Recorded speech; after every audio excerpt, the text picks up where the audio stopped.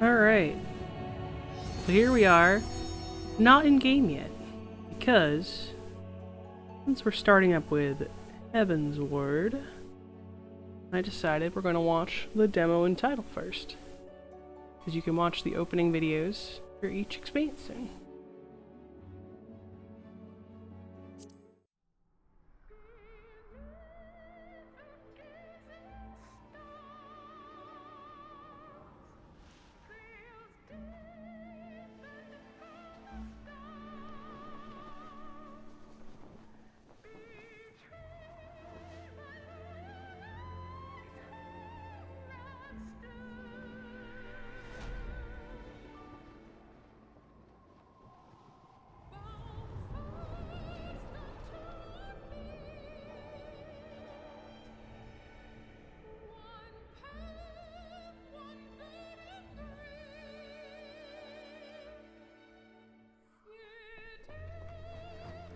Yesterday, this was us, running out of Ulda.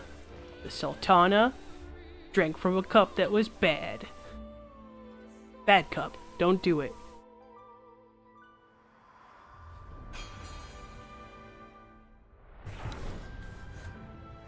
Raubon got his arm cut off by who he thought was his best friend. Potatoes, always evil. We're kinda mad about it.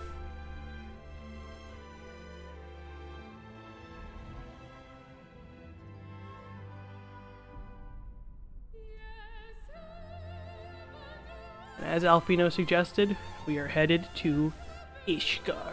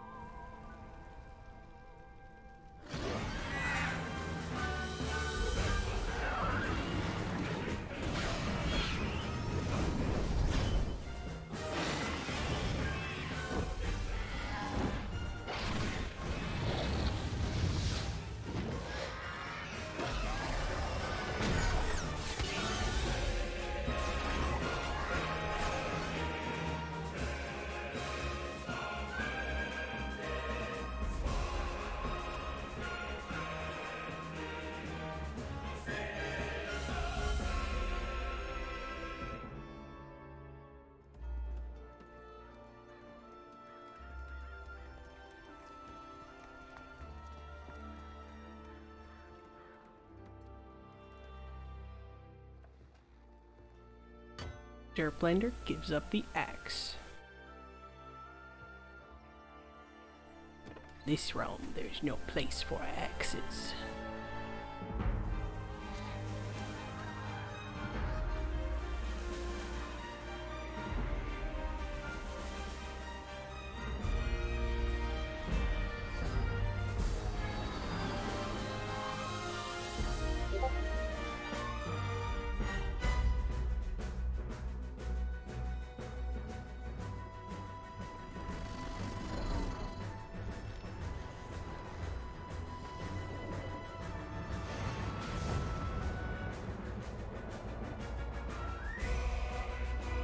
The dragons are coming.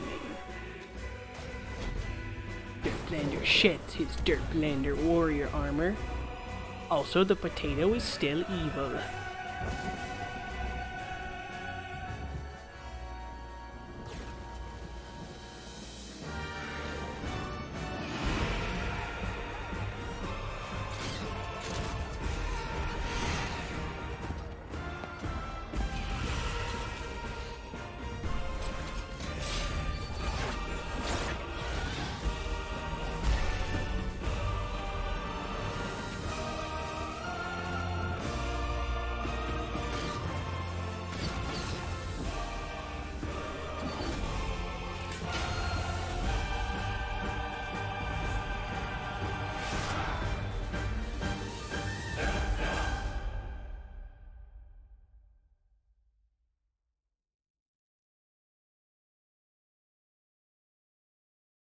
And it changes our title screen back to Ye Olden Heavensward 1.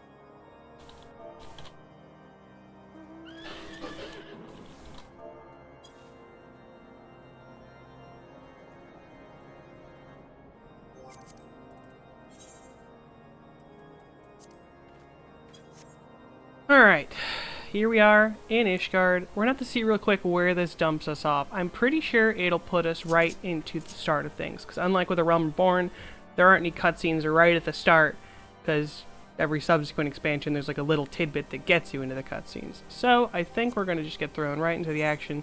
Heavensward, Part 1.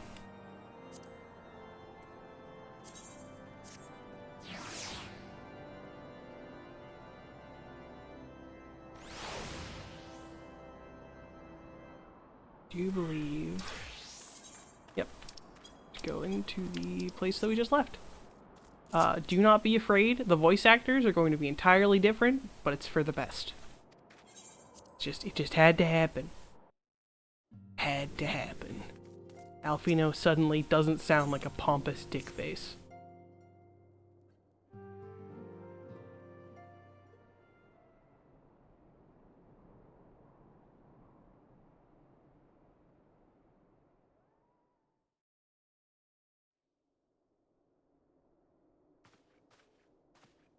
The dawn's light will shine again. So long as we have these specious accusations hanging over us, we will struggle to achieve anything. You must go to Ishgard, as Tataru proposed. I will return to Uldar and set things right.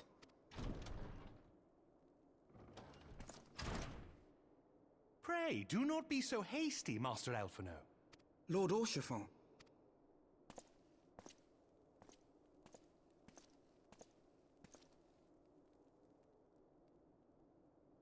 Full well do I understand your desire to clear your names. But now is not the time for drastic action. You yet have allies upon whom you can rely. There is no need to act alone.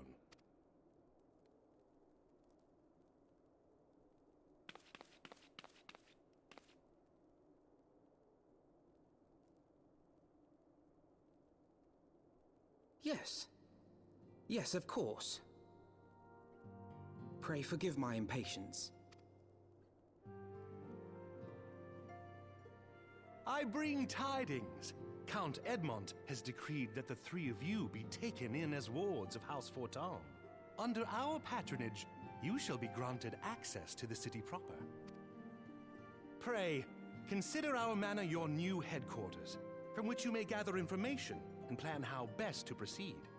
Needless to say, should any of your missing allies be found, as I am certain they shall, they will of course be welcome to join you there.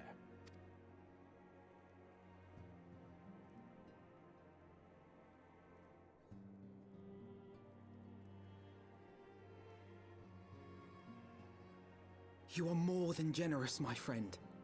On behalf of my fellows, I humbly accept your offer of hospitality. The Count is a good man and just. He will treat you with the kindness and respect that a hero and dear friend deserves. To Ishgard, then. Together. There we shall carry on the Scion's legacy. There we shall begin anew. Here, here!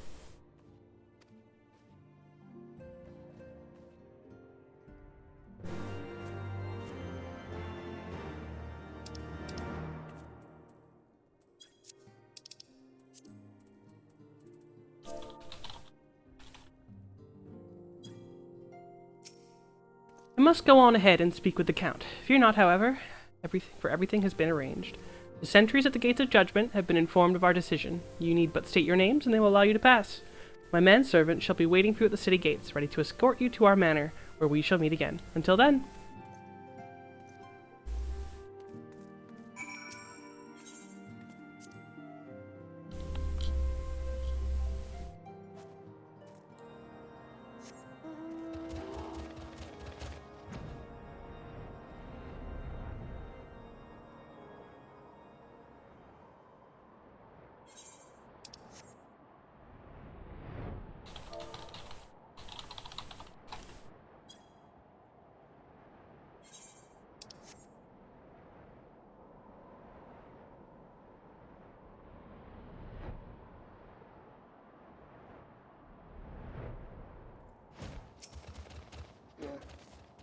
Wards of House Fortin? Ah, yes, you may pass. Proceed to Ishgard. New zone. I mean, not new zone, but new for New Game Plus zone.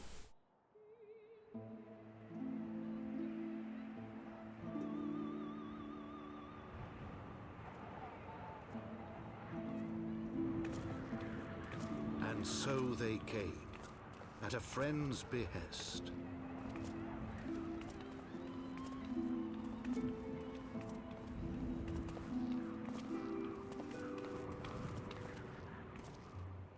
Heroes once celebrated as saviors of Eorzea, brought low through treachery, their names blackened with royal blood.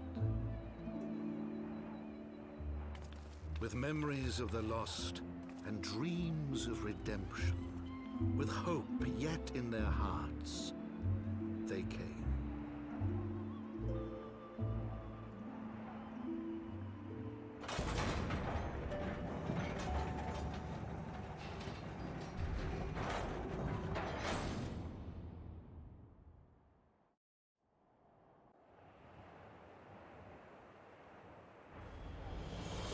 God, I love Foundation's theme. To Ishgard, shining city on the mount, overlooking the dominion of Kurthus.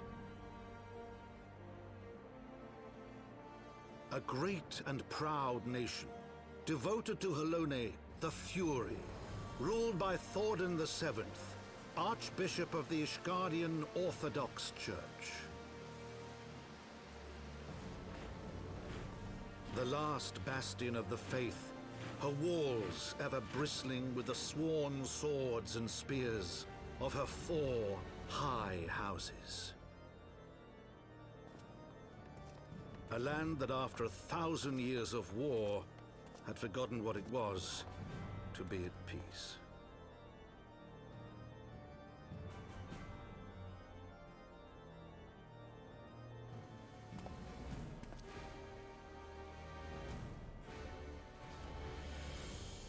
Through gates long closed, the warrior of light and her companions passed, entering at last a city whose history was written in blood.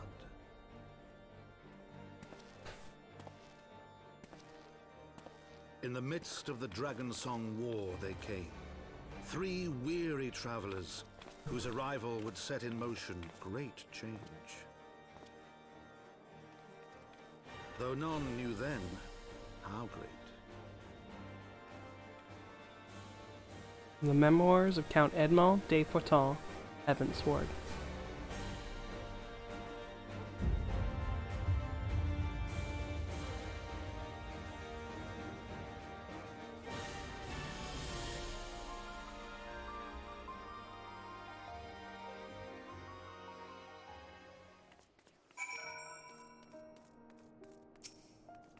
Greetings, Mr. Steirenhide. On behalf of House Fortin, I bid you welcome to Ishgard. My lord humbly requests your presence at his residence in the Pillars. If you all would come with me.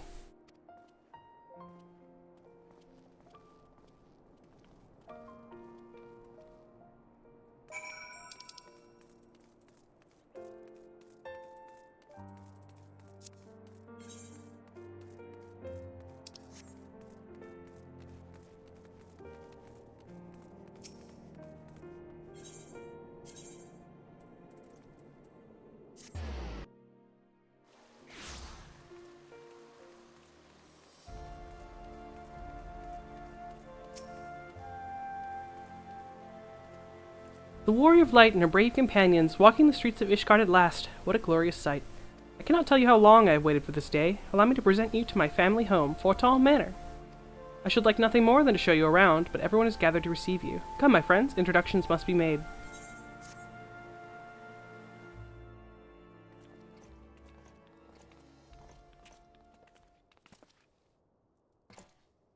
My lord, I have returned with the Scions. I hope your journey was not too taxing.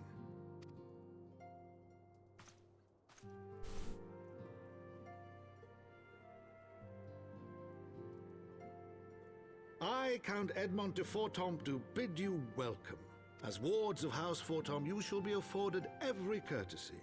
My home is your home.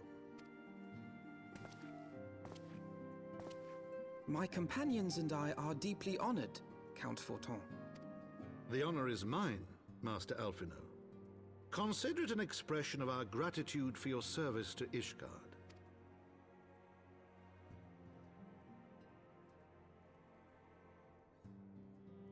Forgive me, my lord, but are you not concerned? To accept foreign guests at such a juncture, especially ones with our reputation. Do not worry yourself on my account. 'Tis true that Ishgard's first thought has ever been the war effort, hence the closing of our borders, yet it is in troubled times most of all that men should seek allies. Don't you think? Granted, my decision will have raised eyebrows in the vault and in the halls of the other high houses. But so long as you continue with your altruistic endeavors, I doubt my honored peers will feel moved to voice their concerns. Then there is naught to fear. Though our numbers are much reduced, we are no less determined to carry on our work. Full glad am I to hear it. But before you return to your labors, why not take a tour of the city? You would do well, I think, to acquaint yourselves with your new surroundings. After all, you may be here for some time. Like a whole expansion or something. This is home now.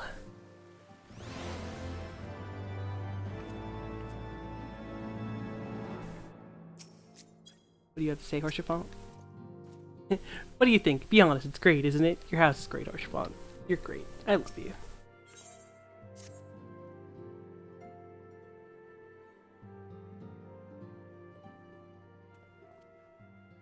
Though our friends at House Forton have been generous enough to extend us their protection, we must take care not to impose too much on their hospitality. It's only proper that we learn about our new home, so that we might become more self-sufficient. It'll take a while to learn the lay of the land, but learn it we must. Then there's markets and taverns. We'll need to know where to shop and where to hear small talk. It would seem a tour of the city is indeed in order. I thank you for your counsel, my lord. My companions and I shall of course do as you suggest. Very good. Then my manservant shall accompany you. You'll be able to answer any questions you might have.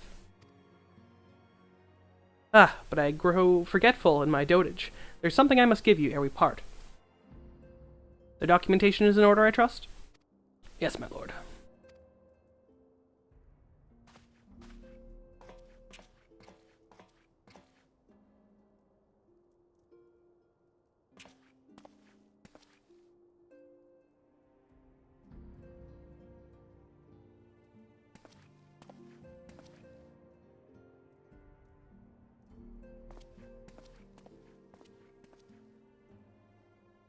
These documents identify you as wards of House Forton. Given that our borders have remained closed for decades, many of my countrymen are unaccustomed to treating with foreigners. Should anyone happen to question your presence here, it may prove necessary to remind them that you remain under the protection of House Forton, but let us hope it shall not come to that. Rest assured that we shall do our utmost to avoid any situation which might compel us to invoke your name. Kinliana, Tataru, the city awaits. Let's go.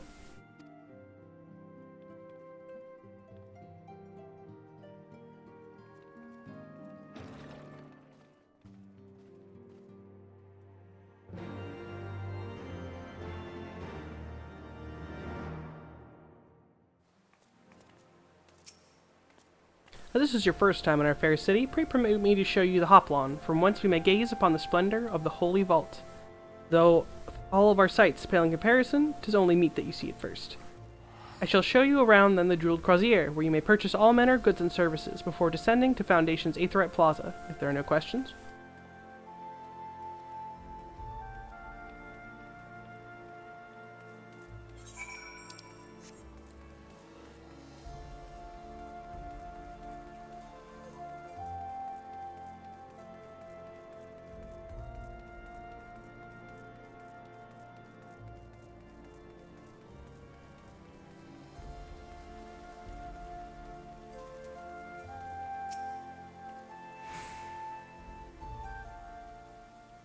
The Hoplon, so named for the bronze great shield borne by our nation's patron deity, is the largest plaza in Ishgard.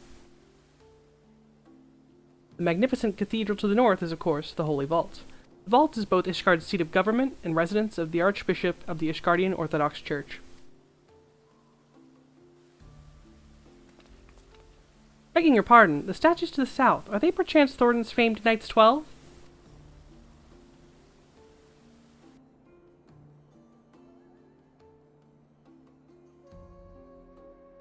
Very good, Master Alvino. They are the fathers of Ishgard, the brave knights who joined with King Thornton I to put down Nidhogg and found this great nation. Ours is a city rich in history and tradition, and there is much you can learn by exploring the pillars, time permitting, of course.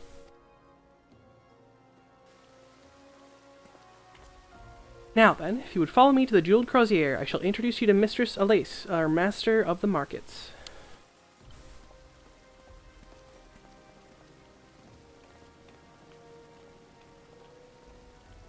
You scared my cat away by coughing too loud.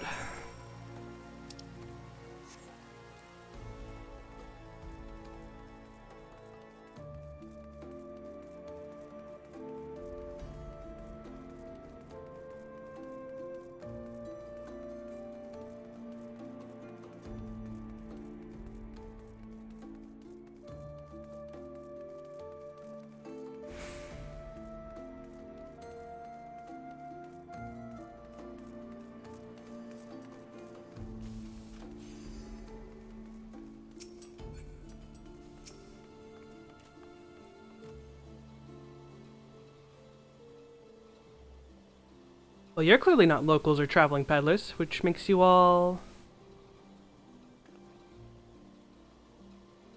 Ah, wards of House Forton. How very interesting. Count Edmond has granted us leave to remain in Ishgard for as long as we wish, which may be some time.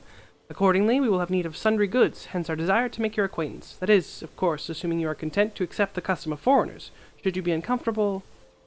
Young sir, we do not discriminate in matters of money. If you have coin to spend, who are we to refuse it? Weapons, armor, accoutrement, medicine, materials, whatever your desire, it can be found in the Crozier. Our merchants will be more than happy to accommodate you, as you shall soon see. Our next destination is the Aetheryte Plaza and Foundation, if everyone's ready.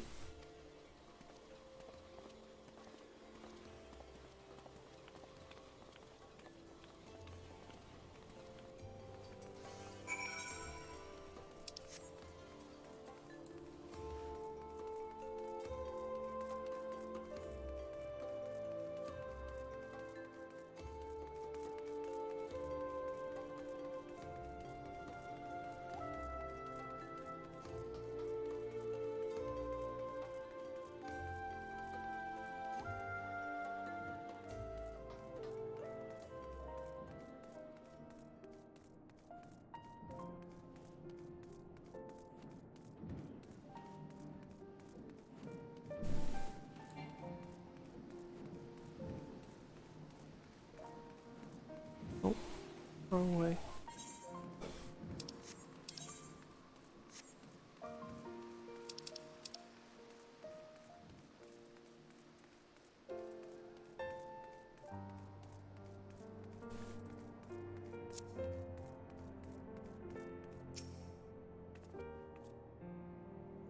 Ah, here we have Foundation's Aetheryte Plaza.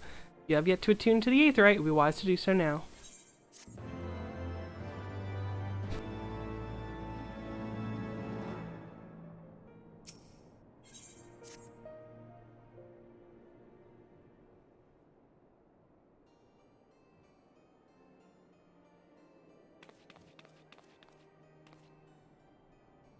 As for our next destination, mayhap we should decide together. What else can be found nearby? Skystone Manufactory stands to the west. There our engineers conceive of manufacture weapons to use against the dragons. The holy stables, where chocobos are trained for war, also lie in that direction. To the north and east can be found the congregation of our knights, most heavenly, while to the south and east, well, it would be best if you avoided that area. And why is that? I fear our knights may not be able to ensure your safety in the lowest levels, Master Alfino. Hold your nose when you pass the broom, little lord. A delicate flower like you is like to wilt in our fumes.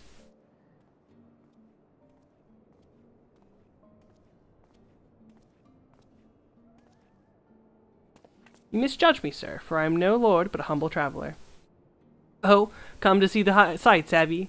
Take a turn down the hop lawn and gawp at the statues? Ha! Well, if you've a mind to learn how the better half live, come and have a drink at the Forgotten Knight, if your nursemaids will let ye. My humblest apologies, Master Alphino. Pray pay that drunken lout no mind. Oh, but I must. I would not do to refuse such a heartfelt invitation. Yes, I simply must see this Forgotten Knight for myself. I trust you see the wisdom in this, Kinliana. There are few sources of information more abundant than a bustling local holstery. Not that I expect to hear any news of our missing comrades just yet. Nevertheless, who can say what we might learn of recent events? Then I'm coming too.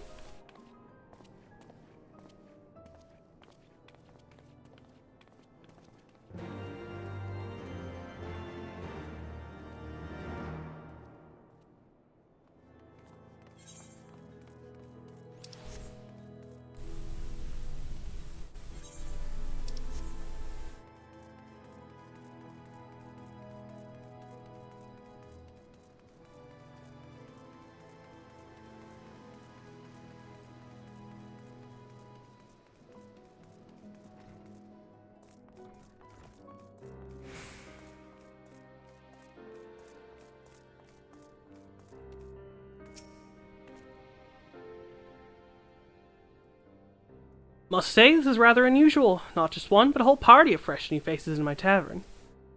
We but recently arrived in Ishgard and are eager to acquaint ourselves with her more notable establishments, Master... Gilbrant. Just Gilbrant will do. I'm flattered you think so highly of my establishment. Can't promise it'll live up to your expectations, but if it's decent food and drink you're after, you could do much worse.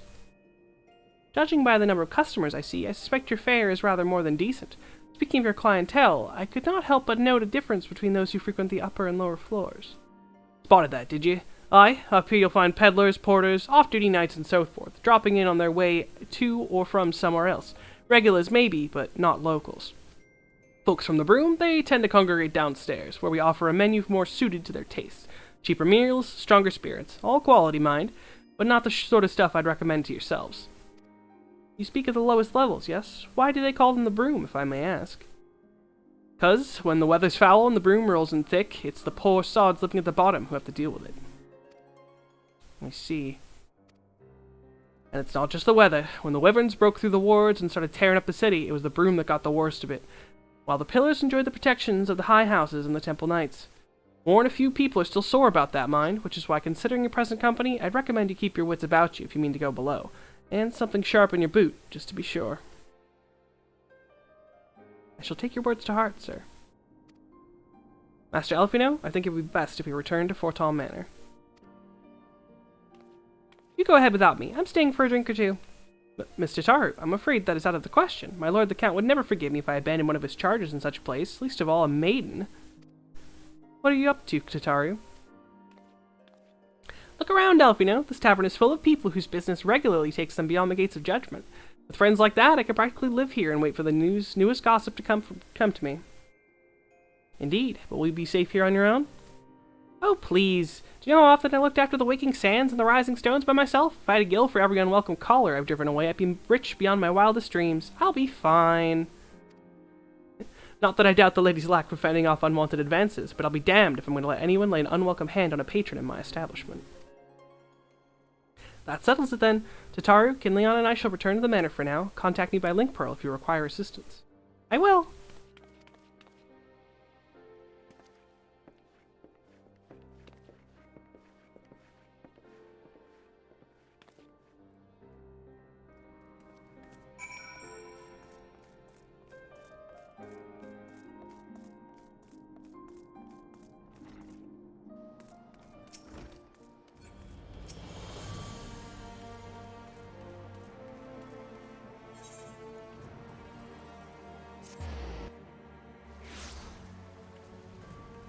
Oh, no Pokeball. No Pokeball.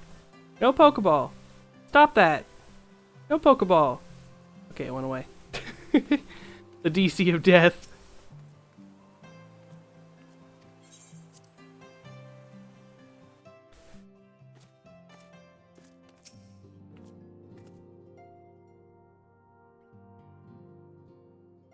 Tell us then, Master Alpino, does Ishgard meet with your expectations? That which I imagined pales in comparison to the reality. I felt the weight of 1,000 years of history with every step I took, and when those steps took me past the scars left by wyverns and foundation, I understood how easily that history could end in tragedy. The attack was devastating, the casualties unspeakable. The wyverns did not discriminate. Unarmed men and women, even children, were given no quarter. Sir Emmerich has ordered the knights to strengthen our defenses, and each house has been called upon to lend whatever support it can. There is much to be done, yet alas, able-bodied men and women are in short supply. Mayhap we could be of assistance, my lord. After all you have done for us, we would welcome any opportunity to repay your kindness.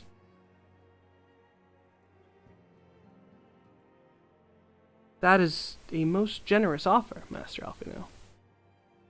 You are guests in my home, to whom I extended my hospitality without obligation, let or lien.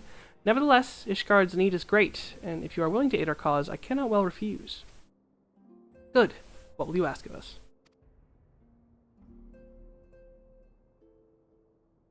From what I've heard, you are an intelligent and persuasive young man. Such qualities may prove useful to us in our effort to secure provisions from foreign sources, identifying trustworthy suppliers, brokering contracts, and so on.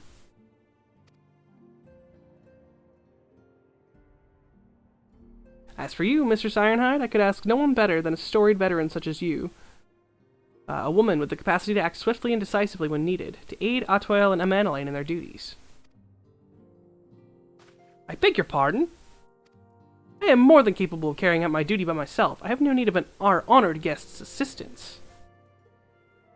Now, be reasonable, brother. What manner of fool would say no when a famous hero offered to do his work? Hold your tongues. By the Fury, the two of you will conduct yourselves with dignity befitting your station and show Mistress Ironhide the respect she deserves. This is the woman who slew Gaius von Baelsar and some half-dozen primals besides. She is not here to steal your glory or serve as your errand girl. You pardon their impropriety, Mistress Ironhide. I should be much obliged if you would lend my sons a helping hand. My thanks. Fury willing, they may even learn something from you.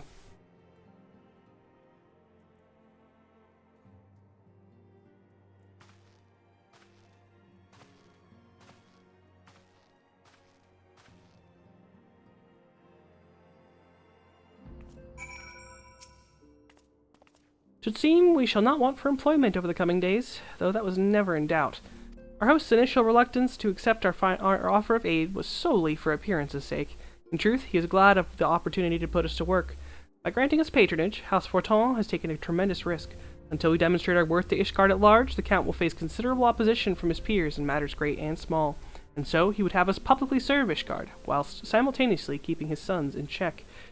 This is an arrangement we may benefit from in unexpected ways. My own duties may feasibly bring me into contact with people who know something of our missing comrades.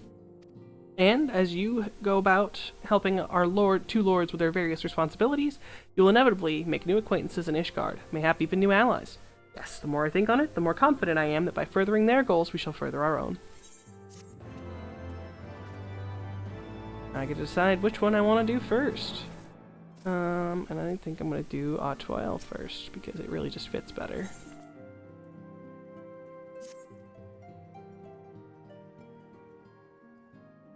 Let us begin anew, Mr. Ironhide. I am Sir Atoel de Fortin, eldest son of Count Edmond de Fortin. You'll forgive me my outburst, I hope. I meant no disrespect. I merely consider myself equal to the duties entrusted to me, unlike some. Rochefort has spoken of you often. If you are even half the woman he claims, I should be glad to have you at my side. The matter at hand, then, we will be assisting my esteemed compatriots of the houses Durandare and Zamael. You are aware of our friendly rivalry, I take it? Aye, well, suffice to say, the prospect of assisting said houses does not fill me with joy. However, it will be of the Holy See that we set aside our distance at this crucial juncture. It is the will of the Holy See that we set aside our differences at this crucial juncture, but we shall speak more of that anon. First, we must needs secure transport to Falcon's Nest. Let us make for the Chocobo stables in Foundation.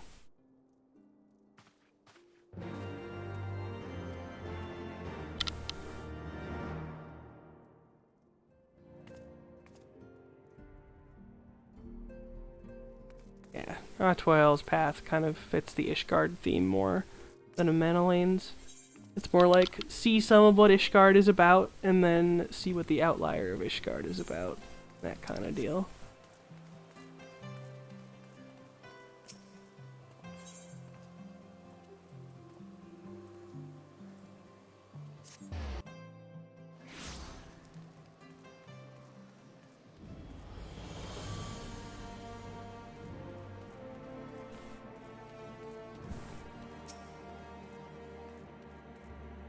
Greetings, Mistress Ironhide. I've saddled the Black Chocobo for your journey to the Western Highlands as per Lord Otwell's instructions. Will it be your first time riding a Black Chocobo, may I ask? If so, you're in for a treat, as I dare say you know, this particular breed can fly. Given the right conditions, they can carry you quite high, too, even over Snowcloak. You needn't worry about directing the bird, of course. Like all porters, she's trained to carry you to your destination all by herself. Just relax and enjoy the view. Oh, and be sure not to relax your grip, will you? 2 hands on the reins at all times, if you please.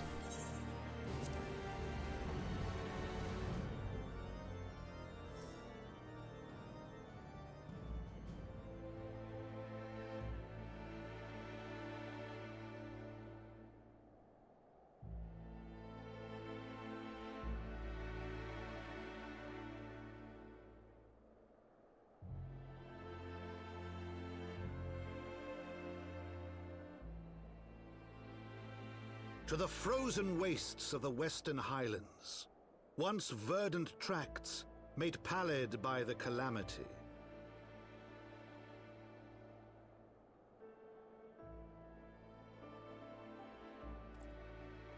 Beyond the towering wall of ice, to lands long forsaken that the Knights of Ishgard strove tirelessly to reclaim.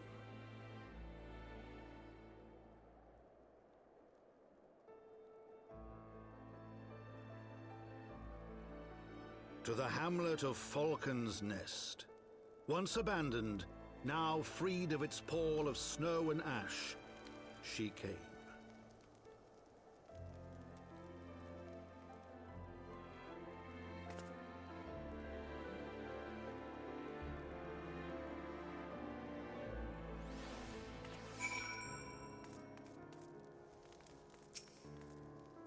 The world looks quite different when viewed on the back of an airborne chocobo, does it not? Still, I still find the experience strangely liberating. To business. Sir Redwald is in charge here. He should be expecting us.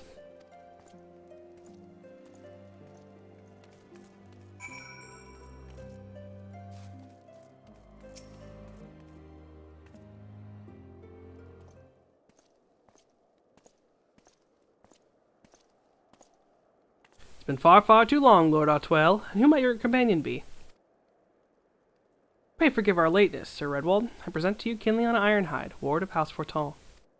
Ah, yes, of course. Lord Jomalt spoke of you. I, Sir Redwald of House Sterndare, do bid you welcome to Falcon's Nest. We are both eager to contribute to the settlement's restoration. How may we be of service? Before we speak of that, would I be correct in assuming that Mistress Ironhide is unfamiliar with our recent history? Then with your permission, I shall recount the tale for her benefit. As you may know, Falcon's Nest was once a hamlet with a small garrison of knights and some few villagers. And then came the calamity. When it became clear that the snow would not stop falling, we had no choice but to order a complete withdrawal. The settlement and the entirety of the Western Highlands were to be abandoned. Abandoned to the heretics, Lady Iceheart and her kind have walked these lands with impunity ever since. Aye, but no longer. The Holy See has commanded the reclamation of the Western Highlands and the expulsion of heretical elements. Falcon's Nest is key to accomplishing these objectives, but as you can see, rebuilding the hamlet will be no small undertaking. A craftsman requires support and protection. Any assistance you can offer will be greatly appreciated. As promised, we of House Fortall at your disposal, Sir Redwald. You need but tell us where to begin.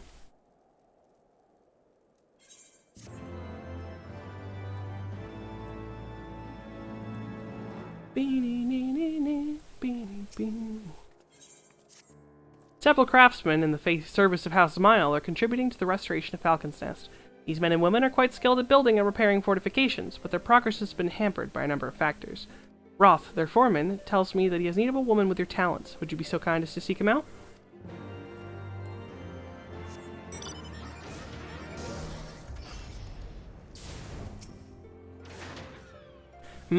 Yes, I'm Roth. Who might you be?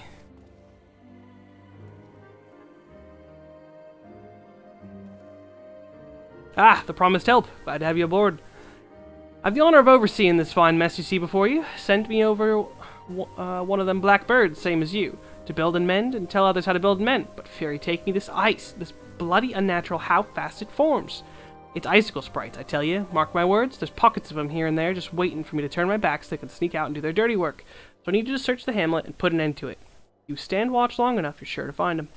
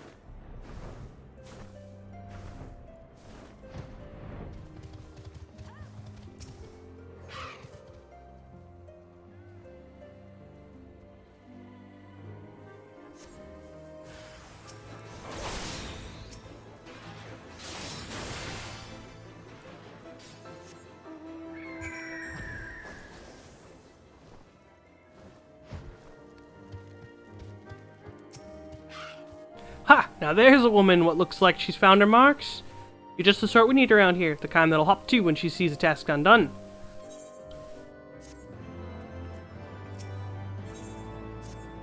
You're a dab hand at warcraft, I can tell.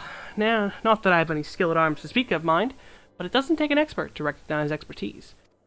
Be a waste to keep you to myself when there's others who need help, same as me. So if you're keen to keep on doing what you've been doing, I'd ask you to head north to the Pike, the bloody huge statue out in the waste if you've never been. Mason there, by the name of Theramont, is out there tending to the thing. Good man, Theramont, but I recommend he's taken on too much work for one. Might be there's something you can do for him.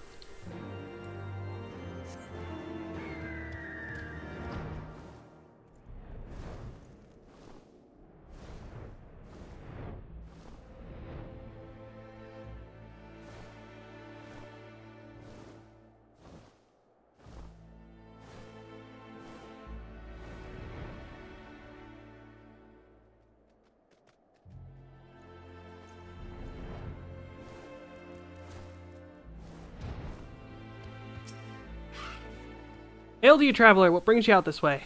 For when Roth bid you to assist me, well, far be it for me to turn down a helping hand. I've been tasked with the restoration of this sculpture. 5 years of neglect have not been kind, to say the least. Fortunately, I have just the thing for it. Rather, those deep eyes have it. If you could slay 3 and bring me their bristle, I would be in your debt.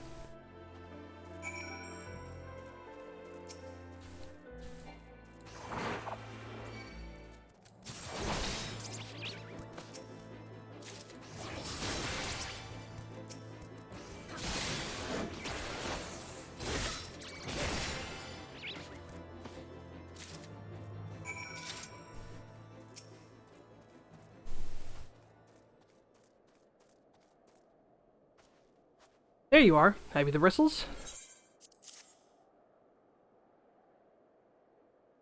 Ah, feel how coarse that is. That's why they're perfect for scrubbing the soot from the statue. Beautiful, isn't it? The spitting image of Lord Haldreth, first of the Azure Dragoons, and one of Ishgard's founding fathers.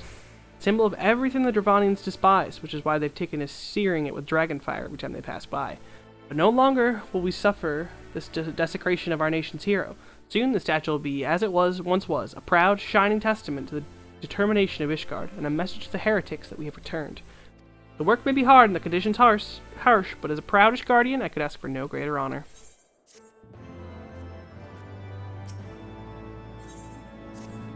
Are you for Falcon's Nest? If so, I have a favor to ask. There's a knight, Sir Yazdor.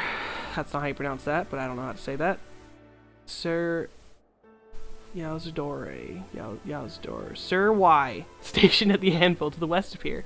She's always treated me with kindness and respect, more than I deserve, to be honest. Any road, while you were away, she came through on patrol, and I think she might have left a package behind. A bit of a detour, but would you mind returning it to her? My thanks to you, friend.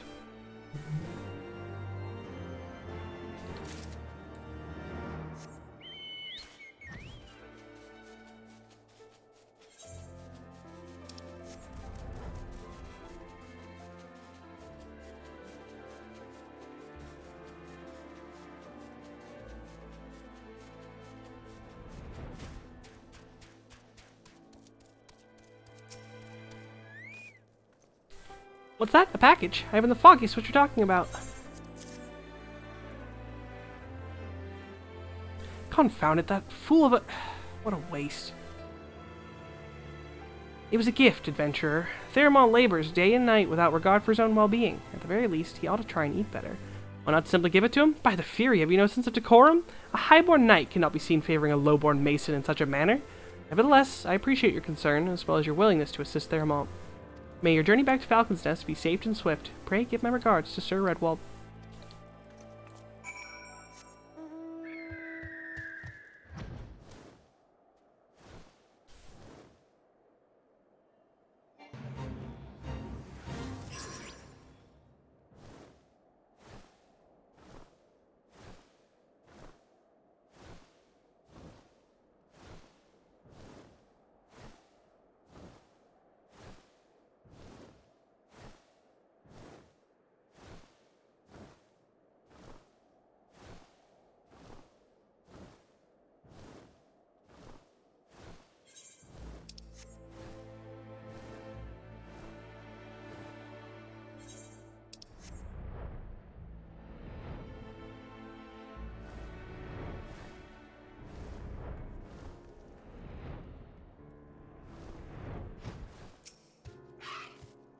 Must applaud your initiative, Mistress Ironhide. Roth tells me you've been quite busy.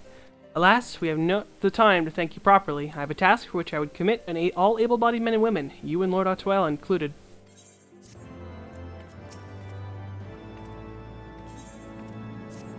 Calm as ever, even when you have surely sense the gravity of the situation. A veteran through and through, just as Lord Jomel said. Good.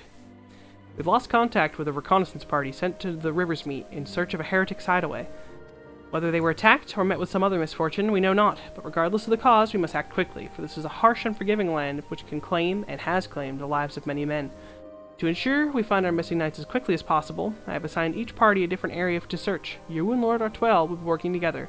Seek him out when you're ready to depart, and good luck.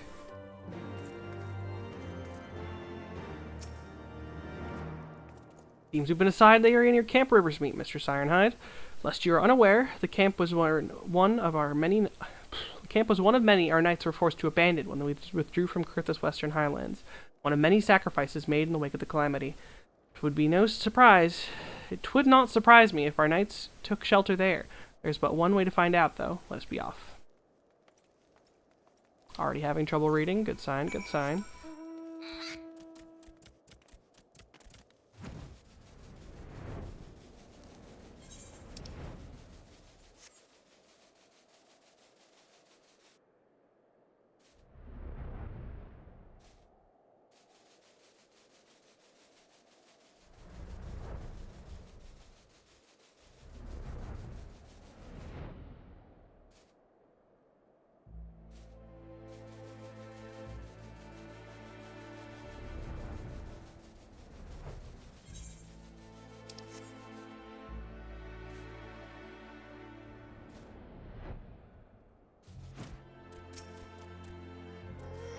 There, below us, Camp River's Meet, or what remains of it. I see no way to descend the cliff safely here. Should we follow the beast below, would make short work of us. Come, I know a path to the riverbed below, east of the Black Iron Bridge.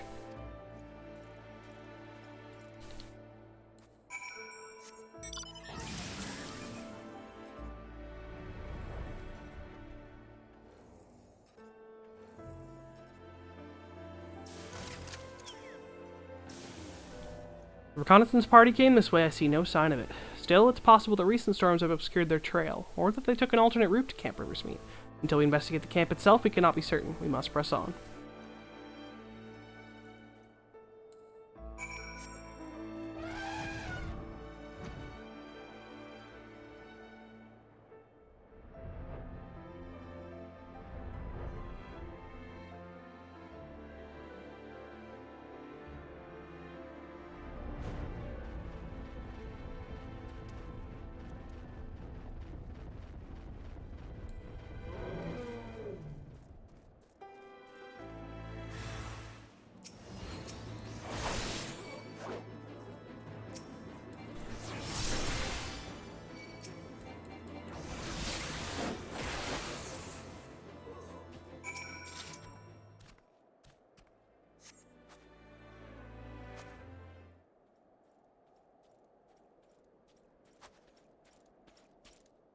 you alright? I heard the sound of a struggle. Thank the Fury, I thought no one would come. 3 heretics slain and 1 knight saved. Just like that. You certainly live up to your reputation, Mistress Ironhide. What happened here, sir? Is there no one else? We were caught in the furious blizzard north of here, my lord. Naught but white all around, until we saw shapes moving towards us, running towards us, with naked steel in their hands. I cut down a few of the bastards who came close, but the others... They were shouting and screaming, but after a while I could only hear unfamiliar voices. I found my way to the camp, hoping to hide while the storm passed. But the heretics tracked you here. Aye. My lord, the heretics' hideaway lies somewhere to the north. We must move quickly before the snow buries all traces of their passing. For my brothers, we must. Have faith, sir. Justice will be done, but first we must see you to safety.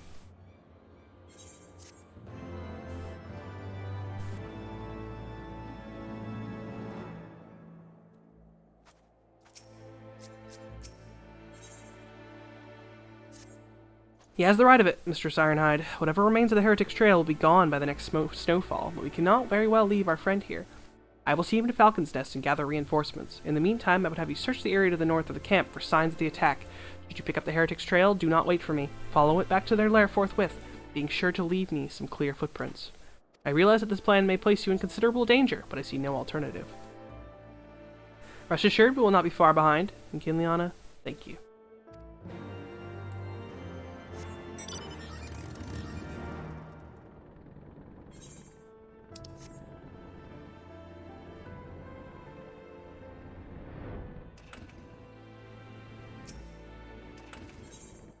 Duty.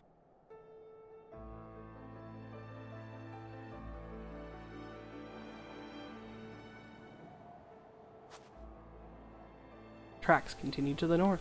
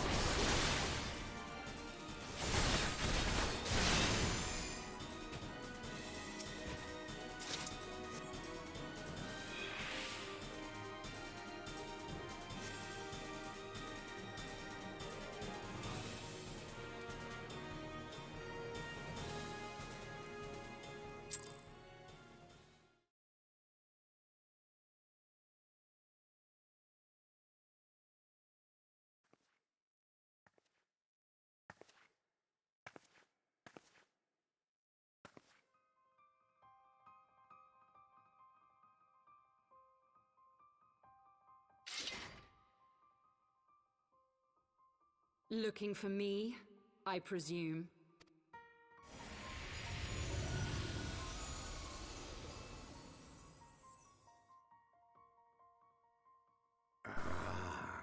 The child who glimpsed the truth. No! It cannot be.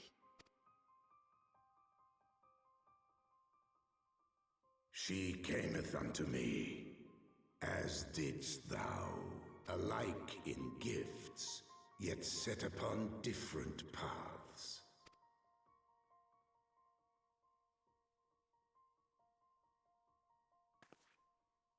He speaks true, warrior of light.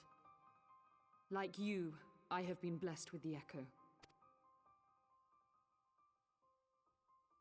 The visions terrified me at first. They came without warning. I wondered what I had done to deserve them, but I had no time to ponder such things once the calamity came.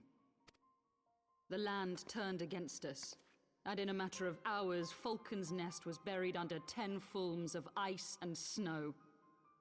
We had no choice but to flee for Ishgard. We came to the wall, and while we searched for a way through, there was an avalanche. And then I was alone. So I set forth for Dravania. I knew full well what might happen where I found, but I could not survive on my own. I was found, of course. And not by a mere dragon, but by the great worm Hraesvelgr. And it was then that I knew why I had been given this gift. For with it I heard his voice, and saw the truth through his eyes. I was chosen to deliver this revelation to the people. To bring dragon and man together as they once were, and should ever be. What of the innocents who died when you attacked Foundation?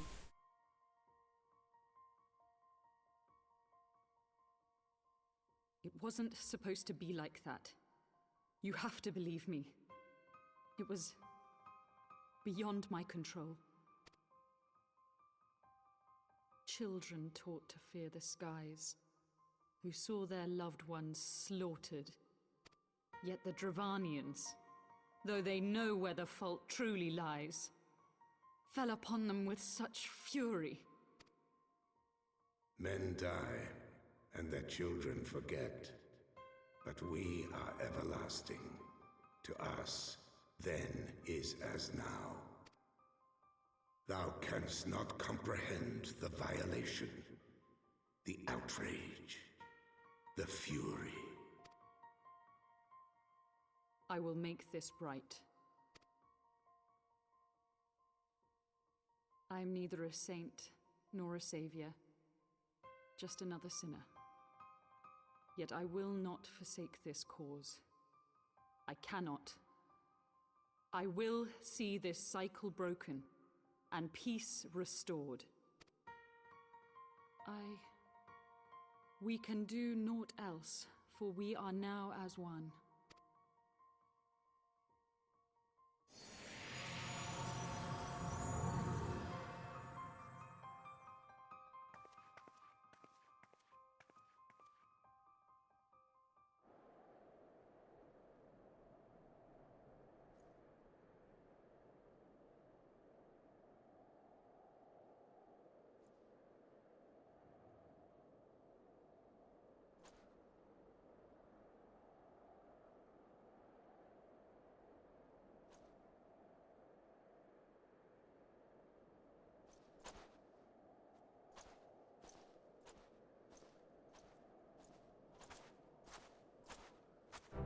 Mistress Ironhide, praise Helona you are alive.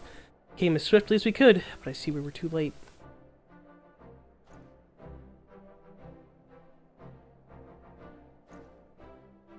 They were lurking in the cellar of this farmhouse. It's a pity Lady Iceheart escaped, but we must not let that detract from your accomplishment. We have them on the run. You have dealt our foes a telling blow this eve, my friend, and I shall see that your efforts are recognized. Yeah, real shame we let her walk away slowly from us. Establishing an outpost in so remote a location could not have been easy, tenacious devils. The knights have matters here well in hand. Let us return to Falcon's Nest and share our discoveries with Sir Redwald. Come, after tracking heretics across malms of ice and snow, I would say you are due a few hours' rest next to a warm fire.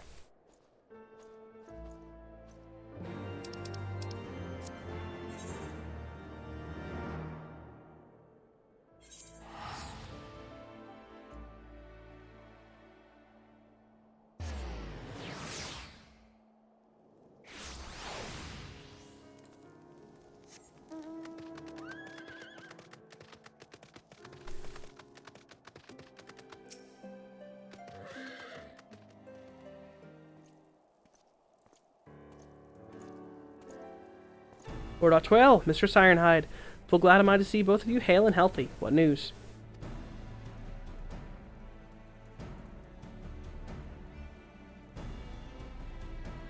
You mean to say you hunted the heretics down by your own and slew them before reinforcements could arrive? By the Fury! I believe we've made great strides towards purging these lands of heretics, and I mean to say as much when I deliver my report to my father in the Holy See. As will I, Lord Otwell. May it serve to remind our superiors what houses Durandare and Fulton can achieve through continued cooperation. Indeed, I trust you and your knights are content to handle the rest? We most certainly are, my lord. During your short time with us, you and Mistress Ironhide have accomplished far more than I had thought possible. I cannot in good conscience impose upon you any longer. Pray return to Ishgard with my thanks. As you wish, Sir Redwald. We thank you for your hospitality.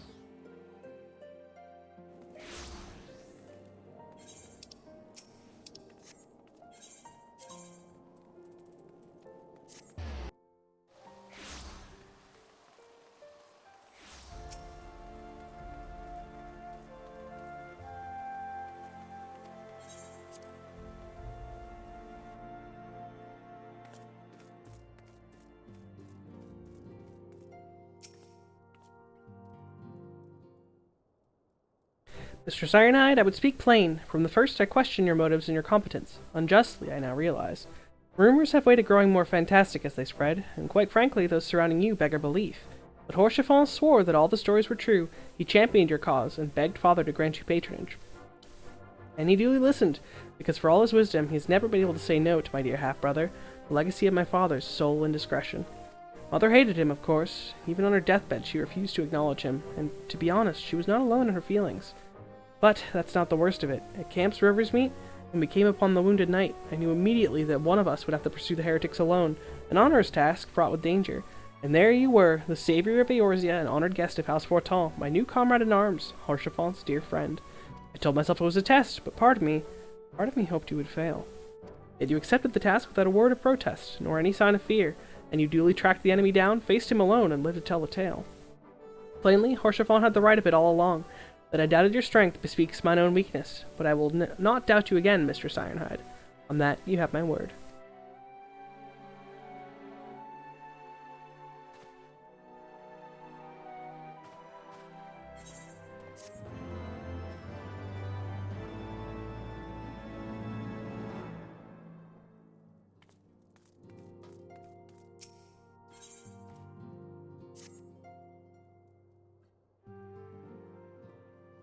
Shall we be off then, old girl? Ah, but where are my manners? A Manoline de Fortin, second son of Count Edmond de Fortin. True-born, that is. Yes, I know what you're thinking, and you're absolutely right. What ill fortune to be born second in a society where eldest inherits all. Oh, my brother would never cut me off, 'tis true, but who could be satisfied subsisting on a meager allowance, forever overshadowed by his siblings? Not I, old girl, not I. Which is why I need your help to ensure that this business in the Sea of Clouds goes swimmingly. The tales of my great deeds can win me a place in the people's hearts, or better yet, raise me higher in their estimations than Artoel. Ambitious, I grant you, but then I do have a legendary hero to do my bidding. Ha ha ha. Oh, don't look at me that way. I jest. Anyway, we are to aid the good men and women of House Hellenart. They have ever been steadfast friends to our house, though they've fallen out on hard times since the calamity, poor bladders. As for what precisely we'll be doing, well, what fun would it be if I told you everything in advance? Just come along with me to the airship landing. We need it to take the airship to Camp Cloudtop.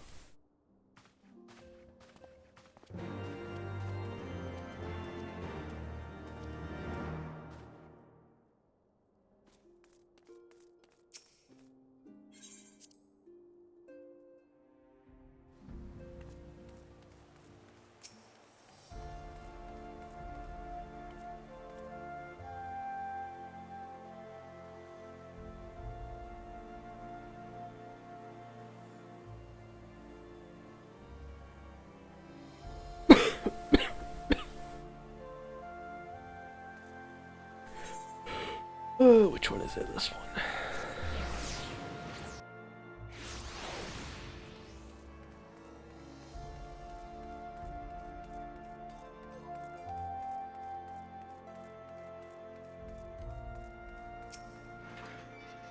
Ready to depart, madam? The airship bound for Camp Cloudtop will be leaving shortly.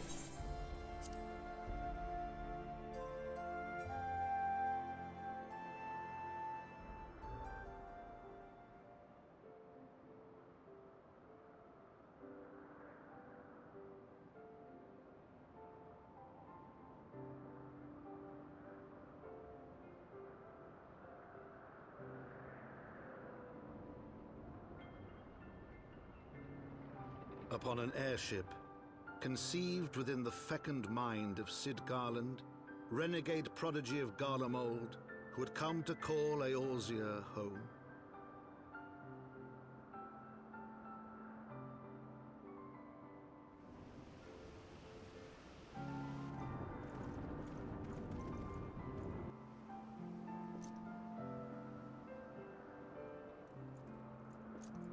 High into the heavens, where isles of earth and stone floated as clouds, a frontier the knights of Ishgard had scarce begun to explore. To a fledgling outpost, within the sea of clouds, where careworn scouts ever scanned the skies for winged shadows, she came.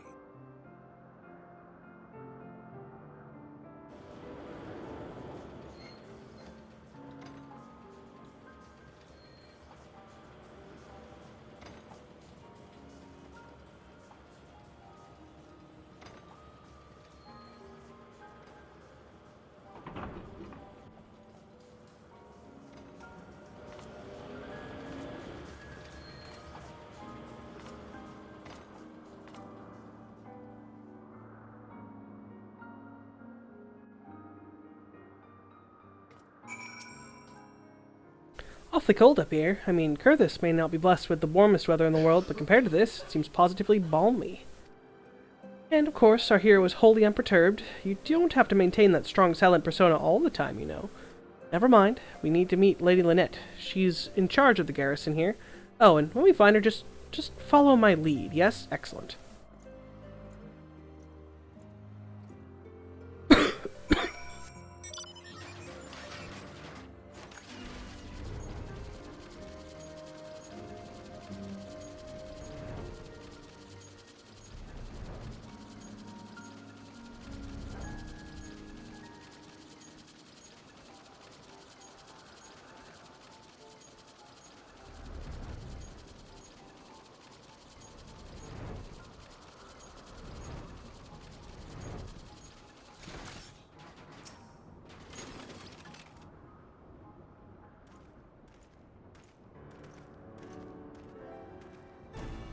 Mr. Sirenhide, welcome. I am Sir Lynette del Helenart, commander of the forces stationed here at Camp Cloudtop.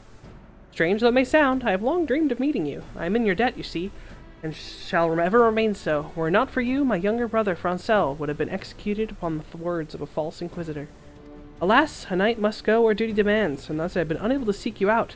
By the grace of Helone, I have been granted an opportunity to thank my brother's savior in person, and to call upon her generous aid besides. Truly I know not what I have done to deserve this double blessing. Ahem! 'Tis a pleasure to see you again, my Lady Lynette. You cut an elegant figure as always, a steel-clad rose, equally at home on the battlefield or in a ballroom. Lord of Manolane, if it's not too much to ask, I would be grateful if you would allow me to finish speaking with Mistress Ironhide. Camp Cloudtop was established to provide early warning of impending Dravanian incursions. The high elevation afforded by floating isles makes it ideal for this purpose. Naturally, it also makes us a ready target for attack. We are not defenseless, however. The Protector, our largest and most advanced airship, is capable of downing all but the mightiest dragons. Alas, you may have noticed, is currently undergoing repair. What is worse, our efforts have been hampered by an indigenous beast tribe known as the Vanu Vanu, with whom we have had several skirmishes already. No beastman is a match for a man of Ishgard. Bring me the birdman and I'll show him a thing or two. I fear much and more may be asked of you in the days to come, Mistress Ironhide.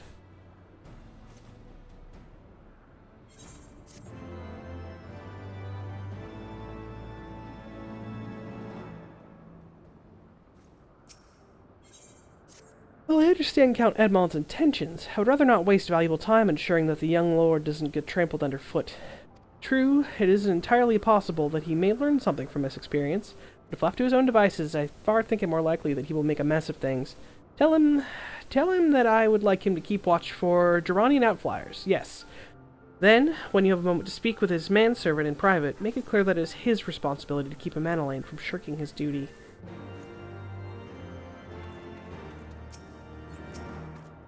A request from Lady Lynette? Why, didn't she think to ask me in person? Surely she must see me standing here but a few yalms away. Ah, never mind, what is it?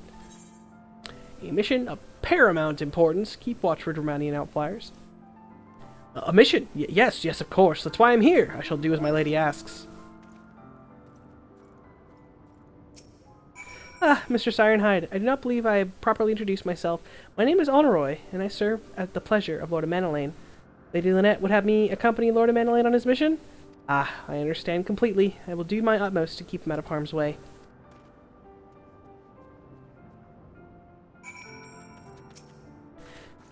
Were he from another house, mayhap I would not feel obligated to go to such lengths to preserve his safety and dignity. In any case, I appreciate you speaking to him for me. It would seem he actually listens to you, at least more so than others. Or mayhap you are more skilled at this than most. I suspect you have had to humor your fair share of difficult men before.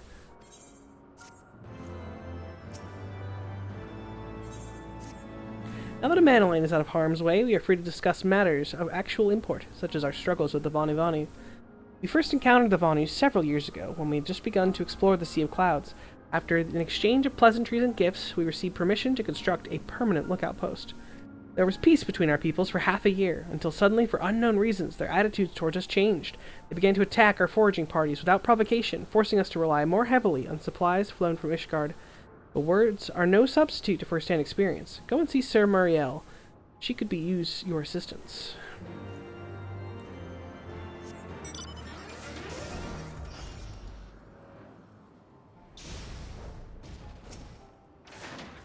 Mr. Ironhide, I presume.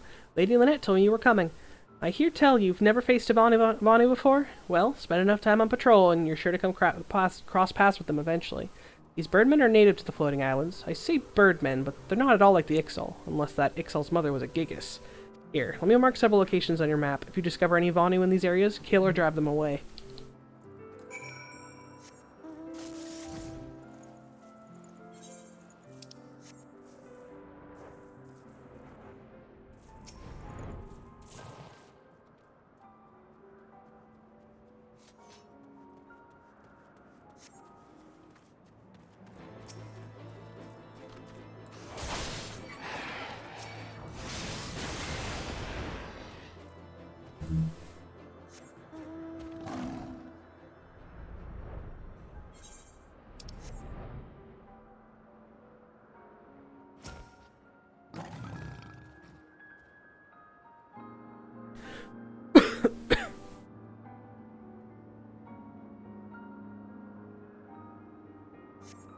Steel yourself for a mighty struggle, yet no Vanu lie waiting.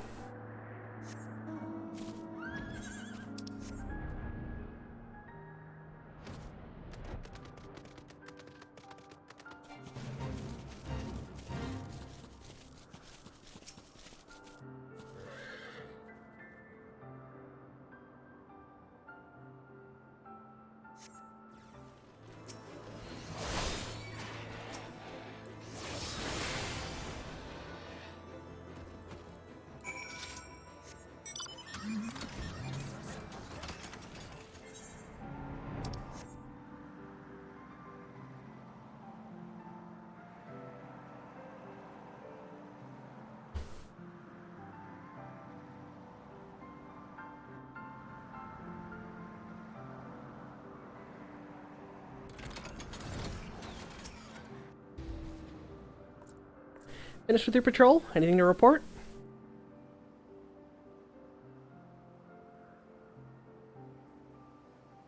Heh, maybe it was too much to hope for a day without a skirmish. At least I can take solace in the fact that Helone has blessed us with a mighty ally.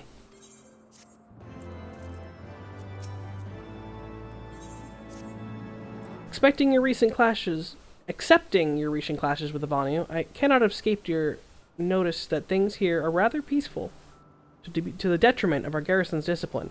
Despite being built on an observation post, we have yet to record a single intrusion by the Horde. That is why, as far as everyone's concerned, Camp Cloudtop is a backwater of no significance. And of course, the pride of our camp, the Vaunted Protector, is in a perpetual state of needing repairs. So even were the Holy See to come under Dervanian attack, we would be unable to fly to their aid.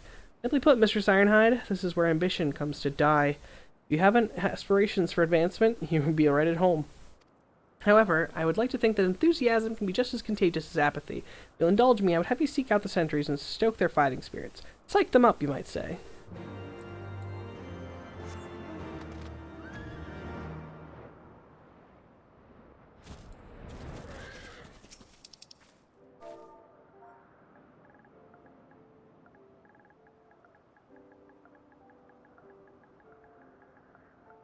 Nope, that's not how you spell the word psych.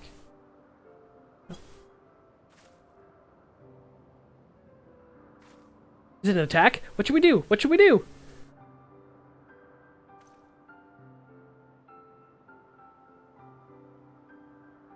You had me fooled there for a moment, old girl. An amusing jest, albeit a tad cruel. Surely you must realize how unsuited I am to the monotony of mere sentry duty. Yet still you tempt me with the promise of excitement. No, this won't do. This won't do at all. Lady Lynette will give me a grand mission as befits my station.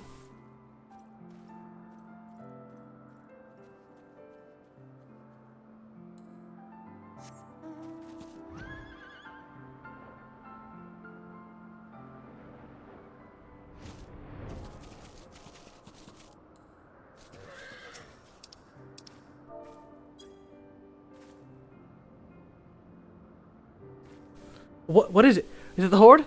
By the Fury, whatever possessed you to do that? I'm awake, worry not. After the shock you just gave me, I doubt I'll sleep for a fortnight.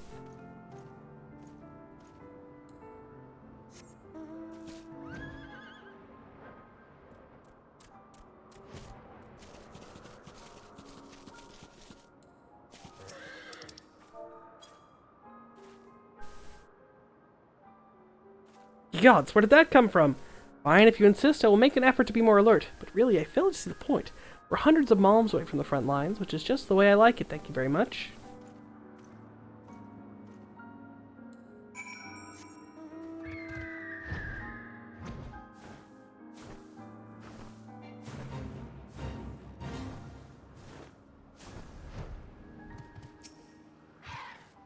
Many thanks, Mistress Ironhide. I can already see the change in our sentry's behavior.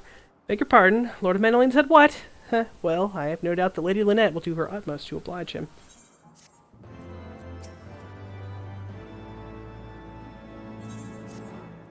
If Lord of Manolene is going to demand a more dangerous duty, then I expect Lady Lynette will want you to accompany him. Aye, you might as well speak with her sooner rather than later. There's no use avoiding the inevitable.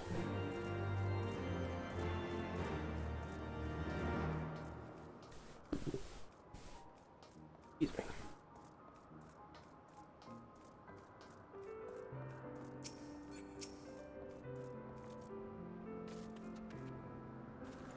Mr. Ironhide, Lord of Manolene has just informed me that mere sentry duty is beneath him.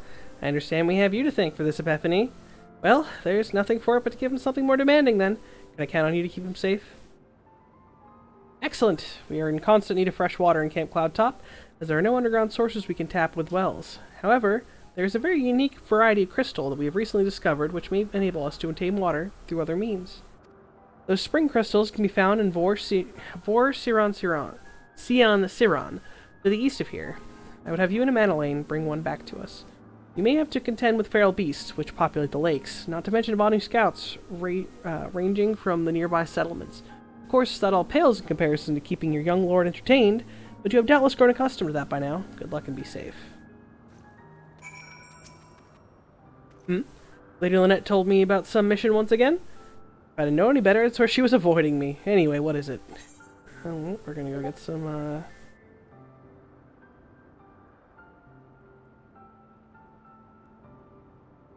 We're gonna go get some water.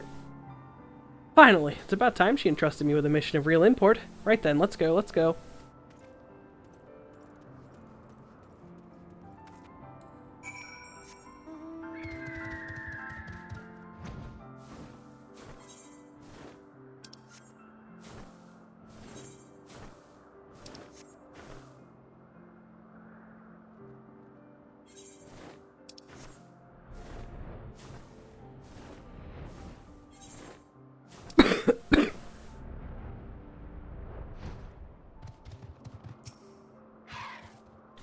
So this is Vorsian Siran of legend, and nary of Anu in sight. How disappointing. I could do with some sport. I know. Why don't you and I make it a competition? Whoever finds the superior specimen wins. Honoroy shall judge our entries in size, purity, and say aesthetic sensibilities. Let us begin at once.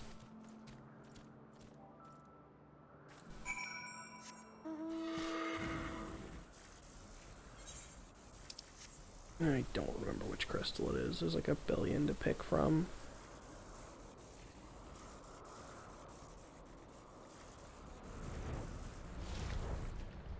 Oh, did they actually make it so you don't have to click on 100 crystals? They only gave you the correct one to pick from? Or they... No, they didn't. Yep, no, there's definitely 100 here. Alright, well. Just click on them all and be sad.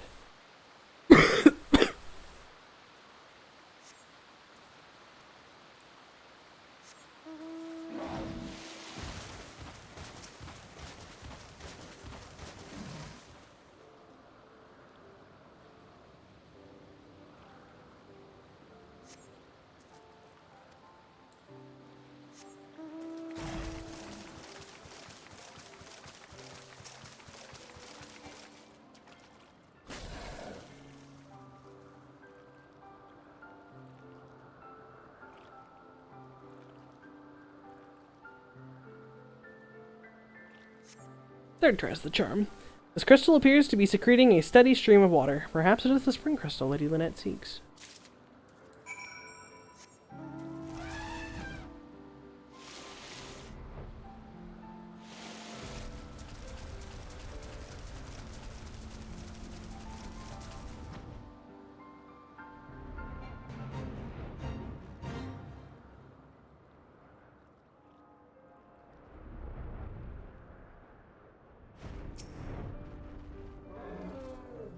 Ah, Mistress Ironhide, have you brought your entry for the contest?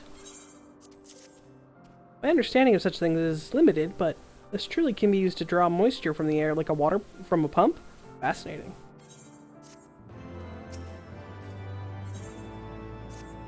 Lord Manolane has been gone for an awfully long time. Did you perchance see him while you were searching for your crystal? Even he must have realized the dangers of wandering too far in such a place. Mayhap I am worrying about nothing, but I must ask that you assist me in looking for him, Mistress Ironhide. We shall find him more quickly if we split up. Pray search the southeastern area of Vorsian Siran as swiftly as you are able, and rendezvous with me to the north. Farewell and good luck.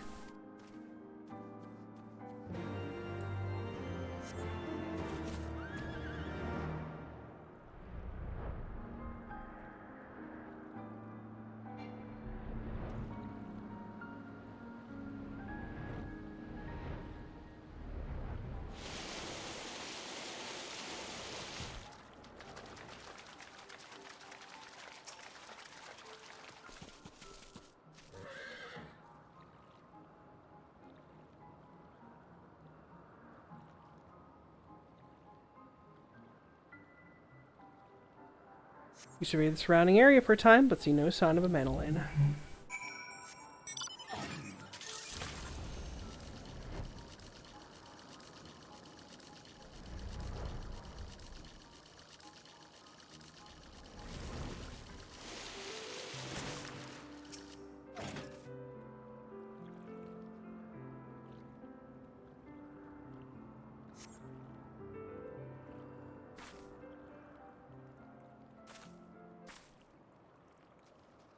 Mr. Steirenhide, Lord of Manolin. Lord of Manolin has been taken by the Volanu. They have my lord surrounded. A whole gang of them. Please, you must come quickly.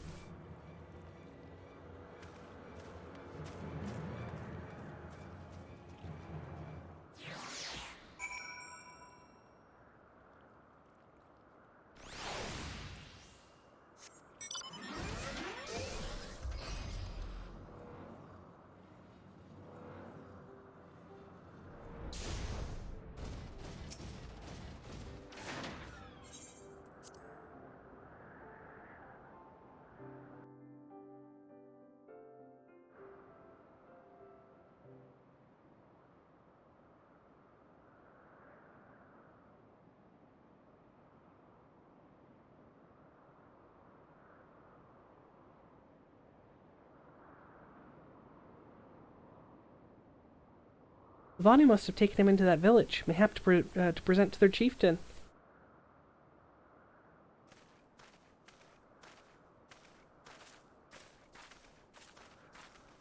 I will make haste to the Rose House and tell Lady Lynette what has happened. Yet by the time I return with aid, it may already be too late. Forgive me for asking, Mr. Sirenhide, but should you spy an opportunity to sneak past the sentries and rescue Lord of Manolin in my absence, I beg you to take it. I know he can be a trifle presumptuous and insensitive and, well, insufferable, but he doesn't deserve this.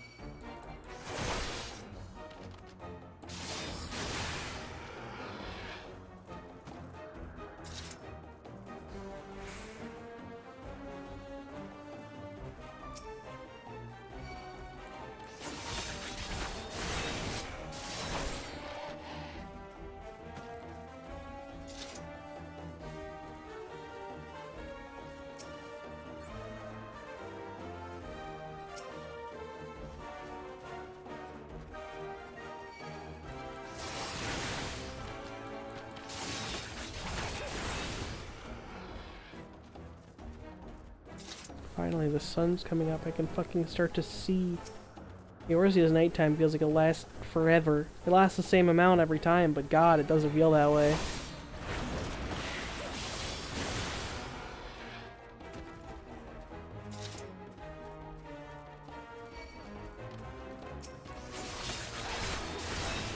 By the Fury, you're not going to eat me, is it? Are you? That's not what you do to prisoners, is it? Kinliana, I'm over here! Netherlings come to free prisoner? Spread word like thunder and cast them into the cloud sea.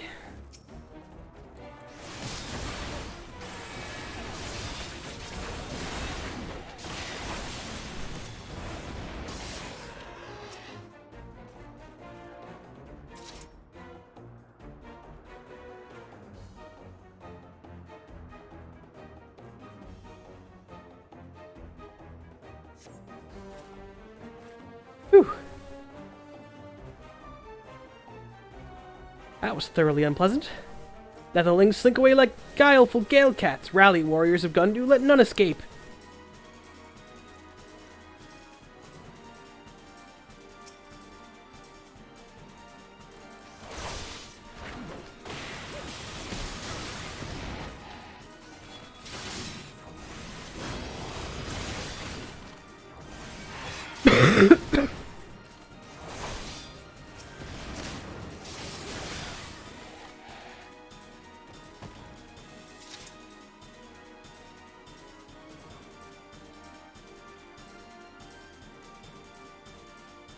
You not with me? Oh, there he is. You slow motherfucker.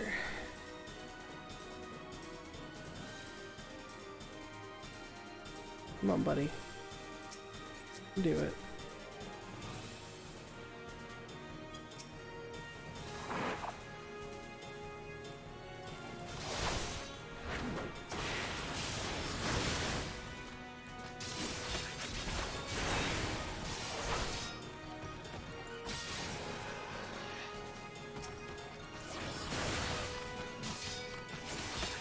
Orshifon of the Silver Fuller is here. And going past us. Come back, Orshifon. We're over here. Come back. Okay, bye.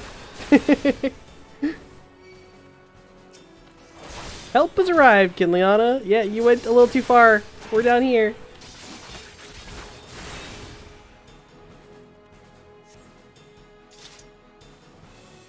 The mana lane's safe, Kinliana. We'll hold them off. Well, mana lane has to stop cowering like a little bitch first. There we go.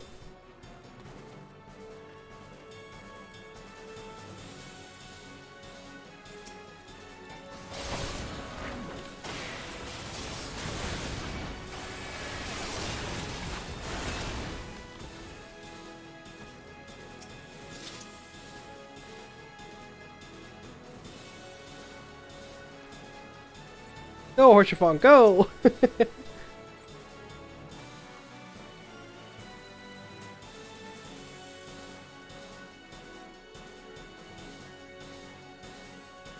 Sir, you need to, like, work on your cardio.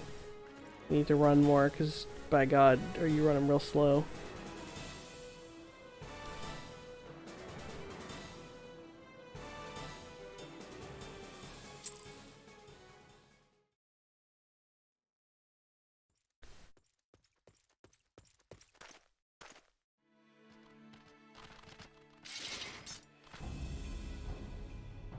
Reinforcements? Anger of Honu, chief of mighty Vundo, royals like blackest storm clouds, offer netherlings to the white. Cloud sea swells, and he comes.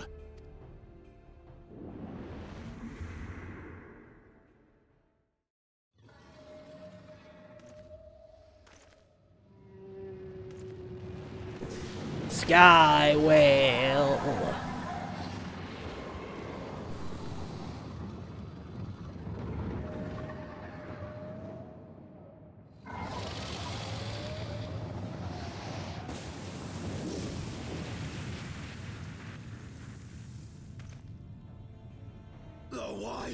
The white, mighty Bismarck, lord of the mists. A flying whale? By the Fury, it's a primal.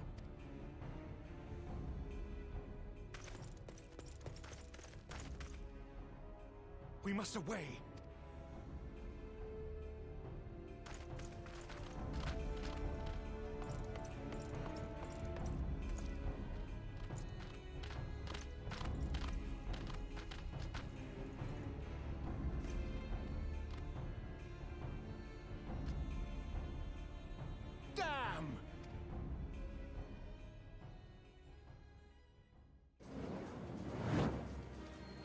Bloody typical.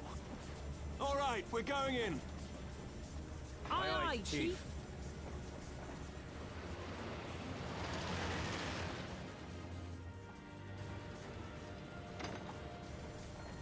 All aboard!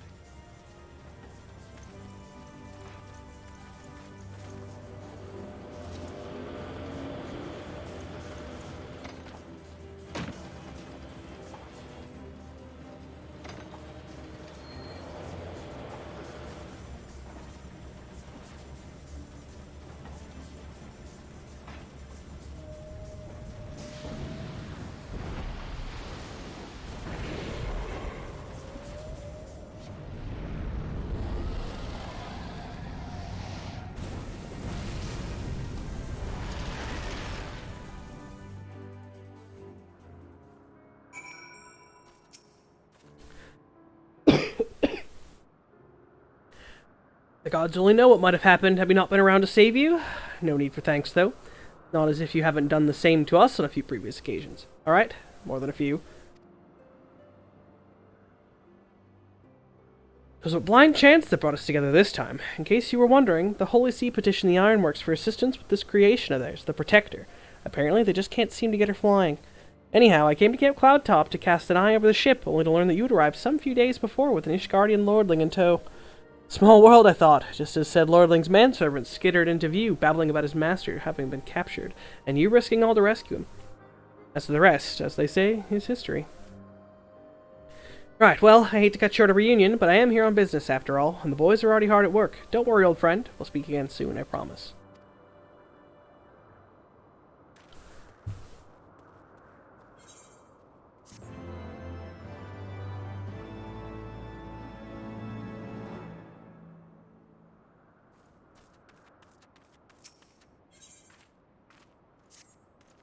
Very well, I admit it. It was an incredibly harrowing experience. I could very well have died, you know. Me, dead. On the other hand, by risking life and limb in the line of duty, I did succeed in uncovering the existence of a new primal, and that, old girl, is no small feat. I have made a historic discovery, a fact even Lady Lynette will have no choice but to acknowledge. Yes, I'm rather looking forward to basking in the sunshine of her praise. Speaking of which, isn't it time we made our triumphant return?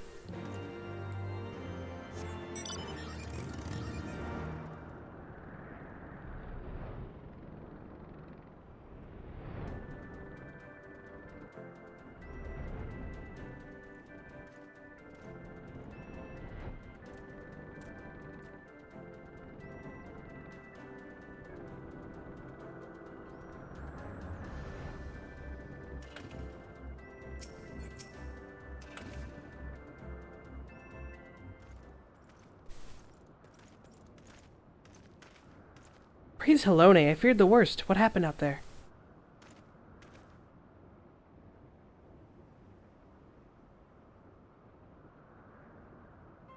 A primal, are you sure? Yet, now that I think on it, this Bismarck is reminiscent of the white whale of Vanu legend, a massive creature said to swim in the sea of clouds. From what I've learned of comparable summonings, the presence of the Vanu's god would certainly explain the sudden change in their behavior toward the people of Camp Cloudtop. Ah, you mean to say that they've fallen under the Primal's influence? I recall reading of such a thing in the documents provided by Master Alfino. Aren't we forgetting something important, Lady Lynette? A little recognition for the hero of the hour? A few choice expressions of gratitude, respect, admiration, and so on? Why, yes, you're right, of course. Mistress Ironhide deserves all that and more for having risked her life to rescue such an esteemed personage. Well, if there's not else to discuss, I would depart for Ishgard forthwith. The Holy See and the Temple Knights must be informed of this new threat without delay. But of course, Mistress Ironhide, you have done more than enough here. Pray return to Ishgard with Lord Horchefant and give my warmest regards to the Count. That's it then? No more forays in enemy territory? Very well. I can see my services are no longer needed. Take care, Lady Lynette. May our next meeting take place under more felicitous circumstances.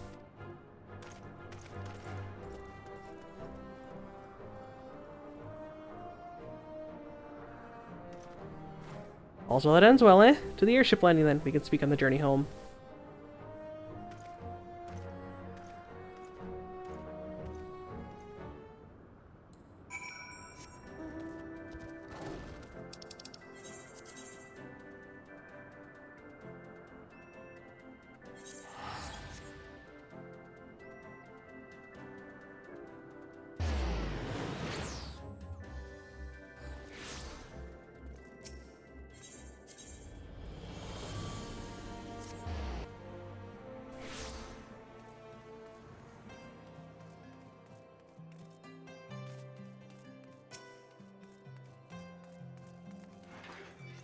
I confess, I've always been rather fond of airship travel. The chill of the wind upon your face, the warmth of the blood pumping in your veins from the excitement, I find the whole experience incredibly invigorating.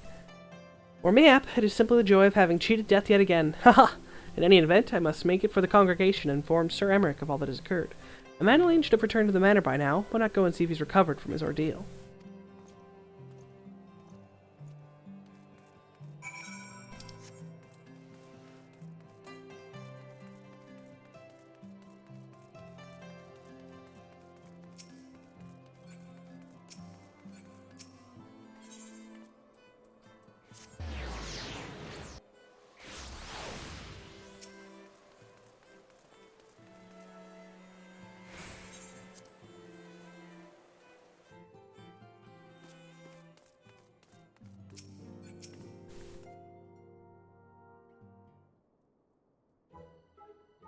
Oh, it's you, Kinliana.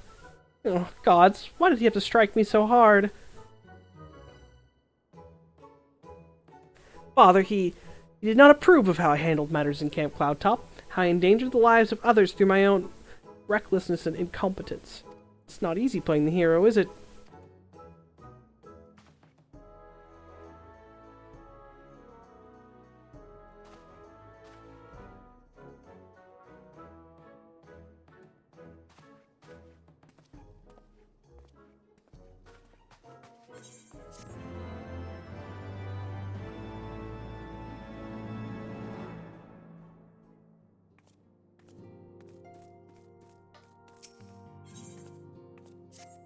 Ah, Mistress Ironhide, my lord the Count has much desires to speak with you regarding your time with Lord Otwell and Lord Amanelaine. If you would remain here for a moment.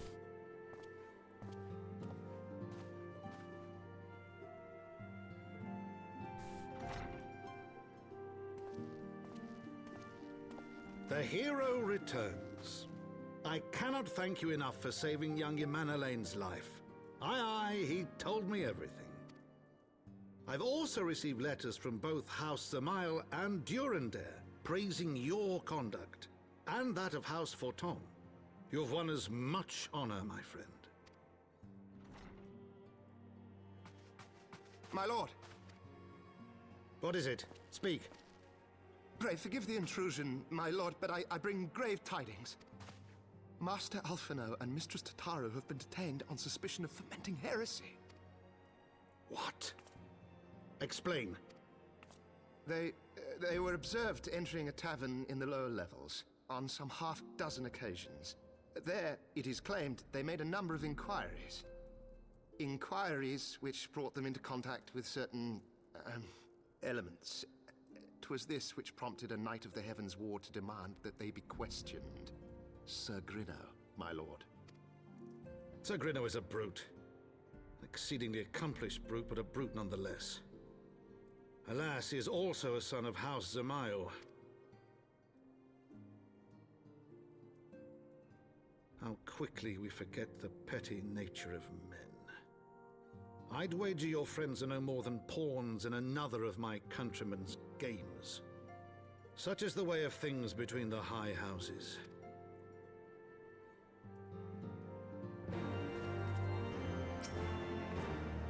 Though you've won the hearts and minds of many of my countrymen, there are those who will never be swayed.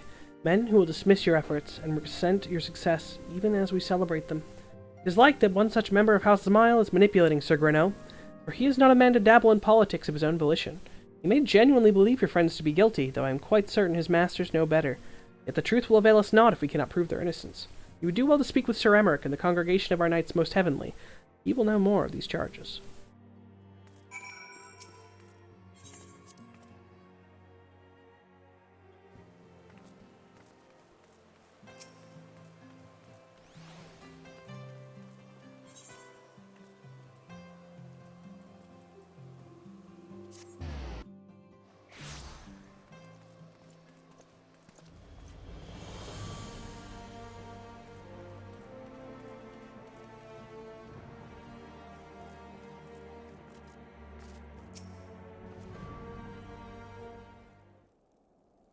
It's been too long, Kinliana. Would that this visit came under happier circumstances.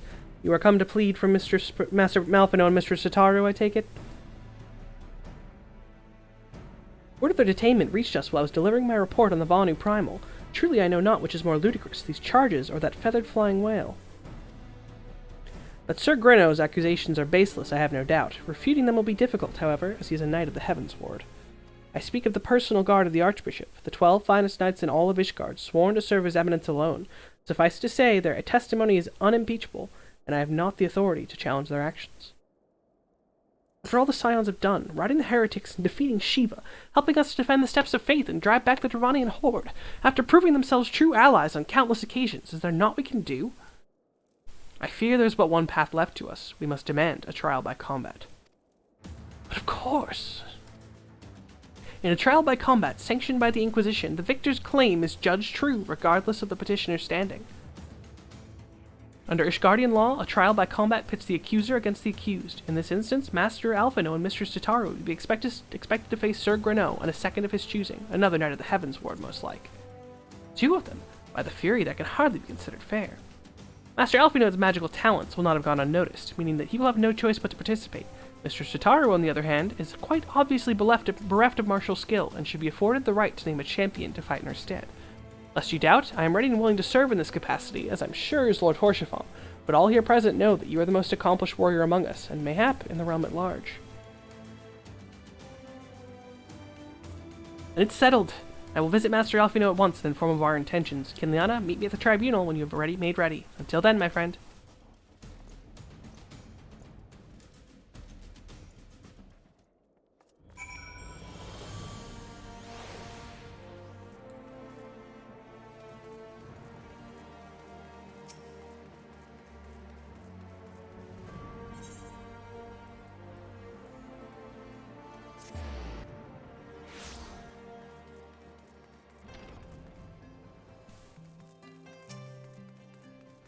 Before I start this trial, I will be right back. I'm gonna actually go heat up some water to have like a cup of broth or something.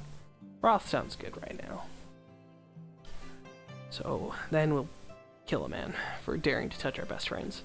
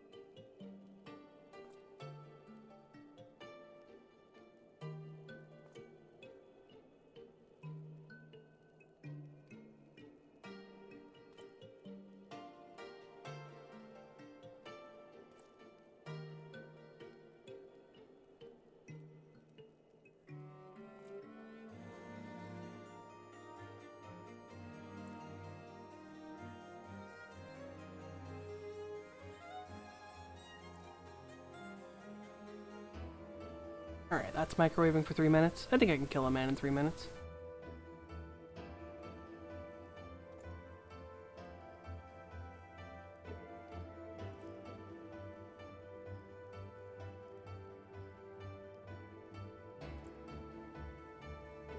Listen carefully, Kinliana. When the trial begins, the petitioner will be asked to restate her charges, and the accused invited to respond.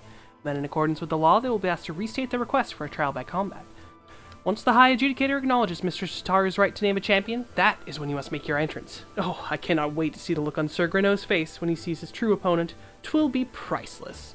More seriously, should you begin to lose heart, look to me in the stands, and I shall cheer so loud you will wonder how you ever could have contrived to doubt yourself. Now, are you ready?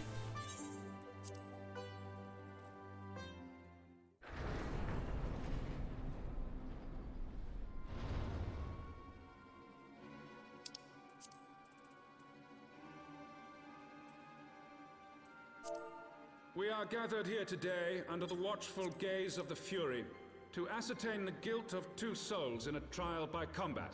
Petitioners, step forward.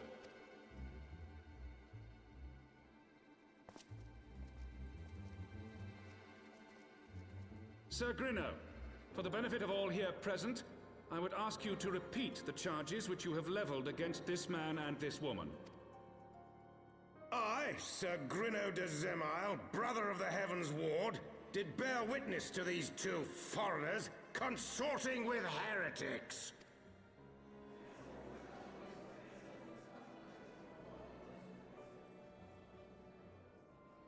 let the accused step forward.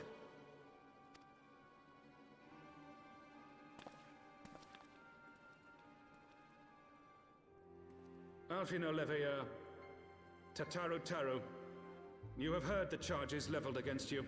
Will you take up arms to refute Sir Gruno's claim, and thereby prove your innocence in the eyes of gods and men? I, Alfino Leveilleur, am innocent of this charge and claim my right to trial by combat. I, Tataru Taru, am innocent of this charge, but I am no warrior and cannot fight. So, I claim the right to name a champion.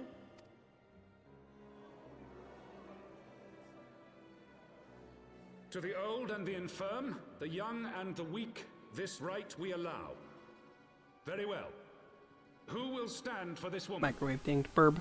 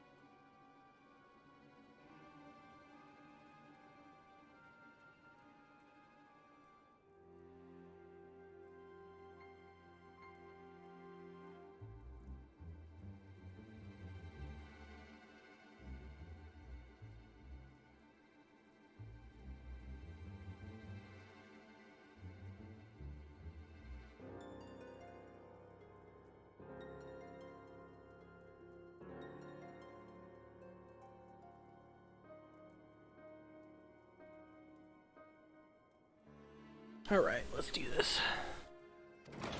I will stand for this woman. It me, the hero.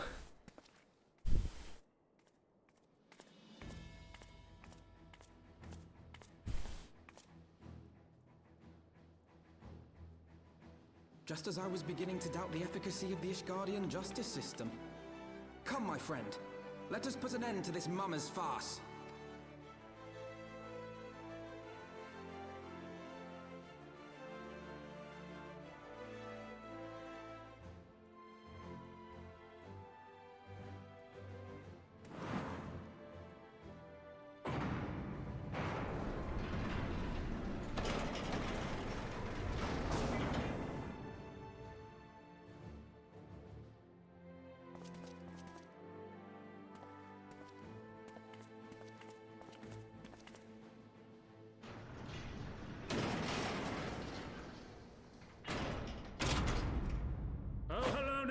Render unto us your judgment.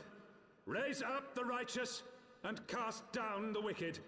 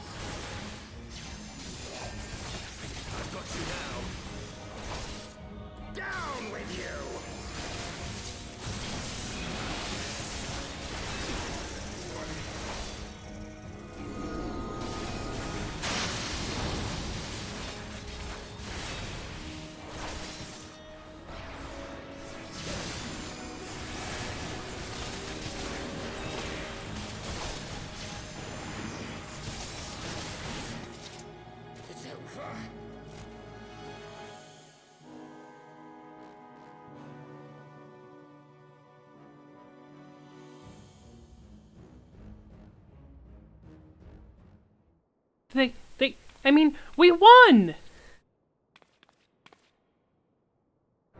The Fury has spoken. Alpha no Levier, Tataru Taru, you are hereby acquitted of all charges. Blessed are we who receive of her wisdom and see justice wrought by her divine hand. Petitioners accused, go forth in peace. Delivered from an untimely demise yet again. My thanks, as always.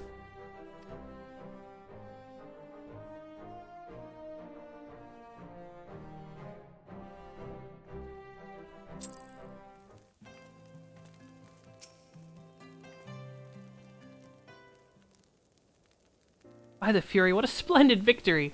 To see how you strove in the face of adversity, two brave young souls bound together by the puissant bonds of camaraderie. Why, it stirred me to the very depths of my soul. Having been treated to such a rousing spectacle, it seems only right that I present you with a humble token of mine admiration. Pray receive of me this chocobo whistle. With it, you may summon a black chocobo, fully trained and ready to fly.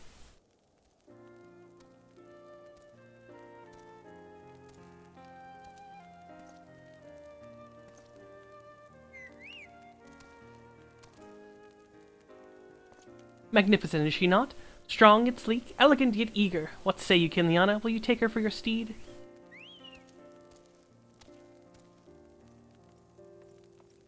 Lord Horschiffon, chocobos are prohibited in the Supreme Sacred Tribunal of Hellenic Inquisitory Doctrine. Your steed must remain outside.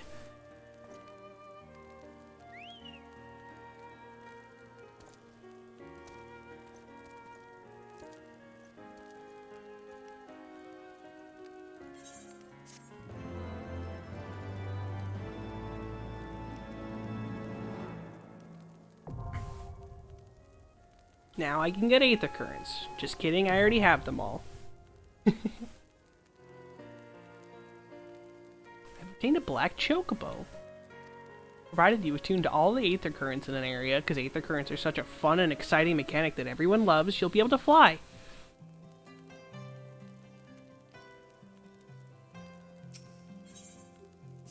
Black chocobos are all well and good, but the true reward for your efforts is the exoneration of your comrades.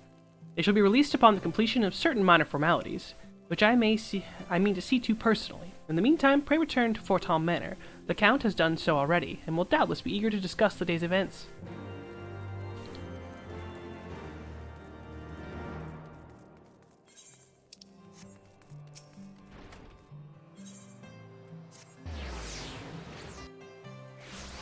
Yep, where am I? There I am.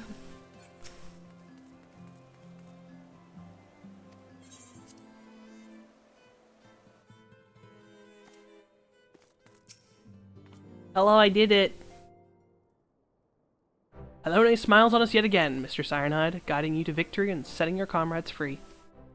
I confess, I did fear for your safety, which is not to say I doubted your prowess, you understand. I merely knew the strength of your opponents. You do have a habit of exceeding my expectations. By testing 2 of the Heavensward will the city's elite looked on? By the Fury! Anyone who's been paying attention anyone who hasn't been paying attention, you will surely do so from now on.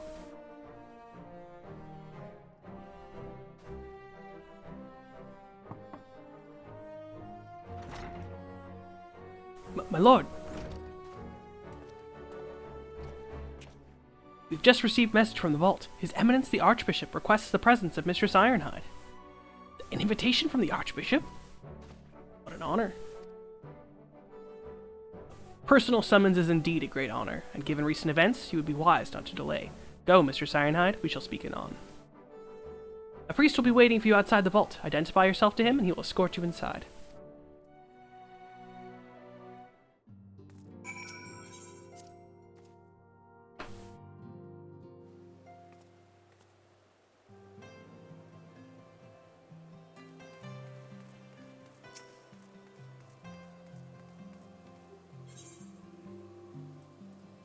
Actually, no. Fastest way is to just run forward at top speed. A vault. We'll definitely have no reason to go in there. Definitely.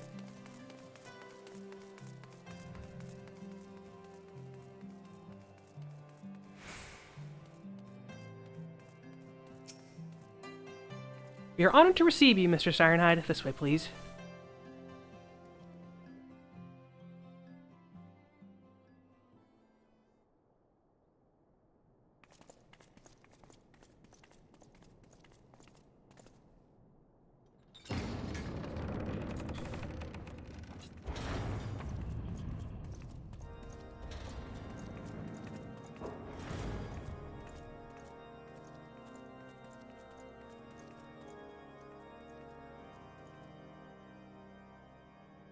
Your Eminence, it is my honor to present to you the Warrior of Light.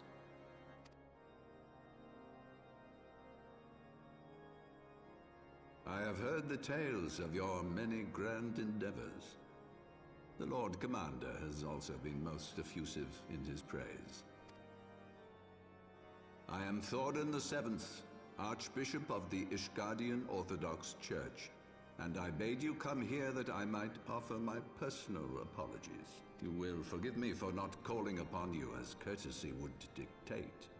But, as you can see, my more sprightly days are long behind me. But I digress. Your companions were wrongly accused of heresy and subjected to gross indignities. This, I am sorry to say, was the result of negligence on the part of our nation's protectors. Negligence born of an excess of zeal. Is that not so, Sir Zephyrin? Yes, Your Eminence. Regrettably, it would appear that we of the Heavensward were in receipt of erroneous information. Sir Grinno has ever been headstrong. He pressed charges before the truth had been ascertained, for which I most sincerely apologize. An unfortunate misunderstanding born of an earnest desire to serve Ishgard, but one which should never have occurred. For who could doubt the character of those who bested Shiva and drove the Horde from the steps of faith? Not I. That much is certain. That will be all, Sir Zephyrin. I would speak with our guest in private.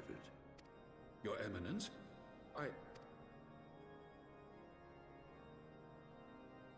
As you wish, Your Eminence. Bitch, did I stutter? That will be all for today.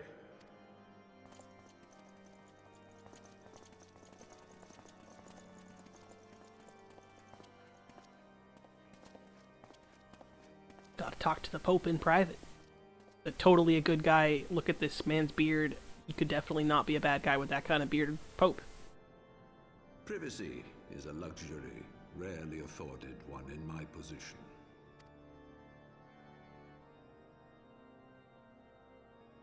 Now tell me, young lady, what do you know of the Ascians? Much and more, I shouldn't wonder, being the bringer of light. You should know that I myself have met with them, have entertained them as guests, even. Those harbingers of chaos and strife offered us power that we might continue our war against the dragons. I have no intention of aiding their cause, of course, nor less of being their puppet. Yet, were I to refuse them outright, I should learn naught of their true objectives and remain powerless to stop them. Thus have I hearkened to their words with interest and paid lip service to their beliefs, biding my time and preparing for the inevitable conflict. And why do I tell you this? Because there is naught in this world they fear more than the power of the Warrior of Light. If we are to rid ourselves of these vile interlopers, we must needs work together. With our combined strength, I have faith that we can wrest Eorzea from their grasp and pave the way for a lasting peace. Think on it.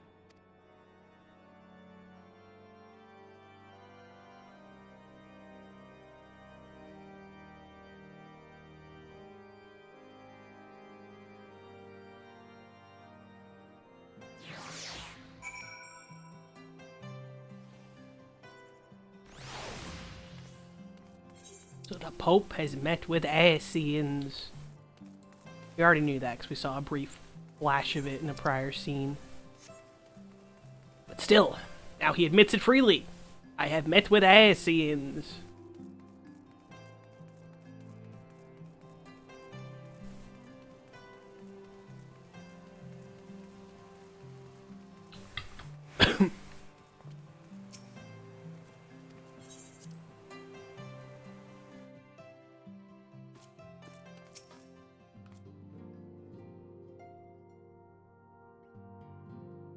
There you are.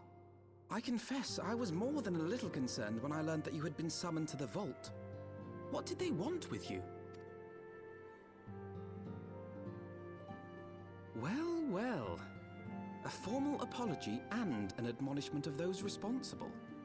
I see my fears were wholly misplaced. By the gods! The Archbishop freely admits to consorting with Ascians. So, their ambitions extend to Ishgard as well. We will have new primals to contend with ere long, of that you may be certain. 'Tis but a matter of time. Yet shorn of the support of our missing allies, what can we realistically hope to achieve? In the midst of all the excitement, I completely forgot to tell you. When I was asking around about the Scions, I heard the most awful rumor. General Rauburn is to be executed for crimes against the Sultanate! If the Flame General dies, we will lose a staunch ally, and the one man capable of holding the Sultana's assassins to account. Lord Orchiphon was wise to counsel restraint, but this business will brook no delay. We cannot permit this execution to take place. We must save Rauburn.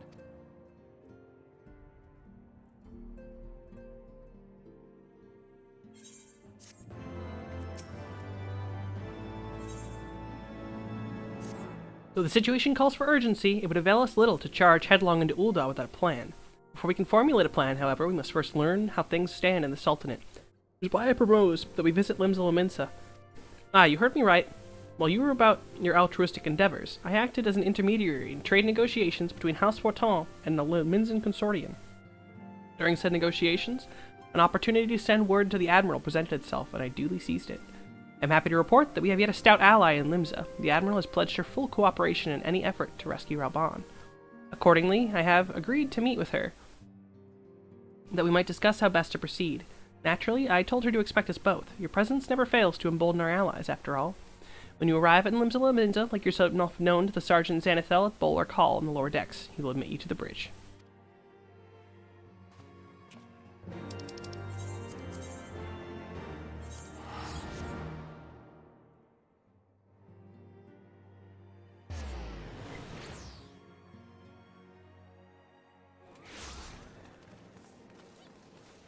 Yo, I know you got shit going on in Ishgard, but also back home, things are bad.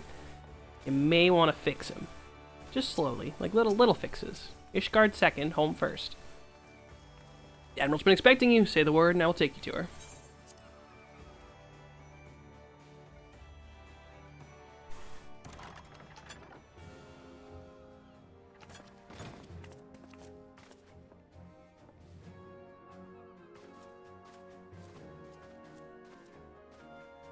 Friends, 'tis good to see you safe and well. I will admit I had not counted on you seeking, let alone finding refuge within the Holy See, but full glad was I to learn that you had. Thankfully, we had allies there who took us under their wing. And theirs was not the only aid we receive, I suspect.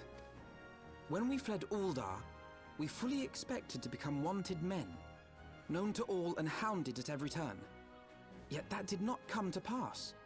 On the contrary, 'twould seem the charges against us have not been made public. Might we have you to thank for that, Admiral? Sharp as ever, Master Alphino. On Marshal Terrapin's urging, the Elder Seed Seer and I demanded that the Syndicate suppress news of the Scion's alleged crimes until such time as irrefutable evidence could be found. Our argument was simple. Lacking proof, to accuse the saviors of the realm of so unlikely a crime would have the people up in arms. In their wisdom, the Syndicate agreed, as you yourself have seen. There is something you should know. Some few days prior to the banquet, the Elder Seedseer and I were summoned for a private audience with the Sultana. There, she revealed her intent to announce her abdication, that she might pave the way for the establishment of an Uldan Republic. What? But such an announcement would have plunged the entire nation into chaos. She was well aware of that. 'Twas for fear of what might ensue that she summoned us. Her Grace wanted the Elder Seedseer and I to lend Rauban a helping hand, you see? To aid him in preserving the peace during the transition. So, having somehow caught wind of her plan, Lolorito and Teleji plotted the Sultana's assassination in the hope of maintaining the constitutional status quo. But they must have known that her death would sow as much chaos as her abdication. Chaos from which Teleji alone might feasibly stand to profit. Surely Lolorito would never knowingly... Ah, could it be? I dare not hope. The Uldan authorities have yet to announce the Sultana's passing. To allay any suspicion that may arise from Her Grace's absence, they have issued a statement to the effect that she is presently convalescing from illness. Mayhap they're waiting for a fitting moment to break the news. Or mayhap they know of some other reason to delay. Something else has been bothering me, Admiral. I was dismayed to learn that General Rauban is to be executed. Yet upon hearing the news, I could not help but wonder why he had been kept alive for so long. Pray mistake not my meaning. I am, of course, overjoyed that our friend still draws breath, and that he might yet be saved. But if his enemies truly wished to eliminate him, they could have done so immediately. I see no reason for this delay. Aye, you've struck upon an important point, Master Alphino. Following his capture, Rauban had been held in the Marasaja pit within Uldar. In recent days, however, he has reportedly been moved to an unknown location. Queerly, 'twas not the Brass Blades who spirited him away either, but a band of soldiers decked in blue. The Crystal Braves. Aye. If I read the winds aright, the arrangement between Lord Lolorito and the Braves has come under strain. At any rate, if we're to rescue Rauban, we'll have to find him first. And you'll be glad to hear that I have already entrusted the task to those best able to see it done. Our friends of Doma.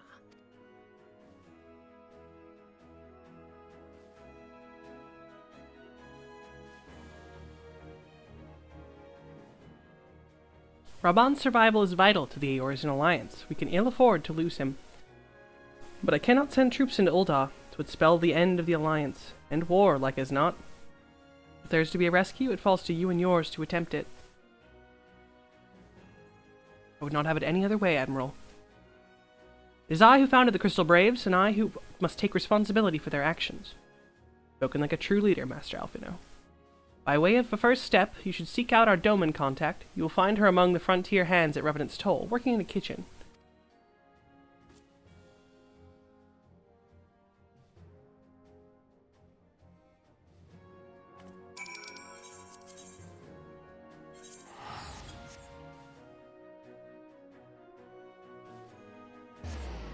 So here in Revenant's Toll, if we try and go into the Rising Stones, a little bit of dialogue. Brass Blade stands here. You! Easy now, friend. I'll not raise the alarm. I'm not fool enough to believe the rumors. That said, I cannot well let you pass. Orders are orders. No headquarters for us. It is under enemy control.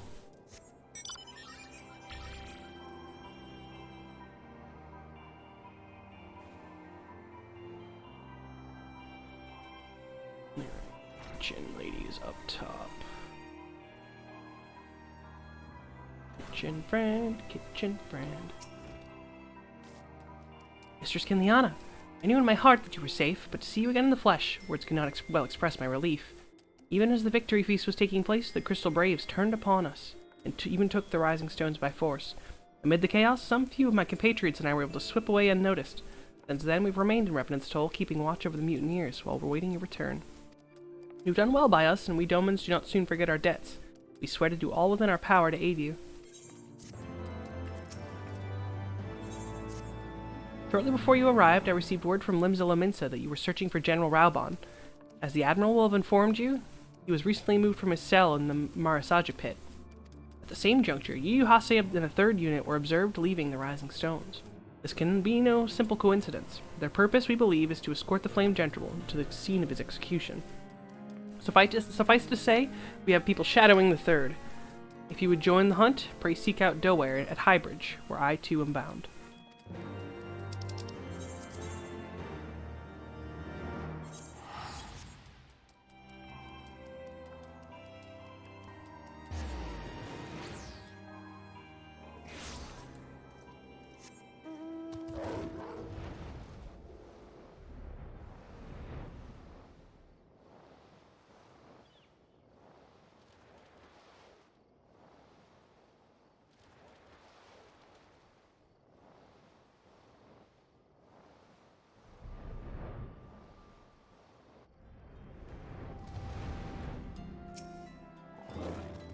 Been expecting you. Time is of the essence, so I shall be direct.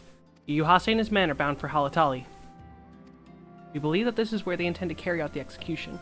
Ozan is presently keeping watch over the entrance. Let us make haste and join him. Halatali is an optional dungeon that we didn't have to do in this New Game Plus playthrough because optional. You'll get to see a little bit of it in this upcoming little duty.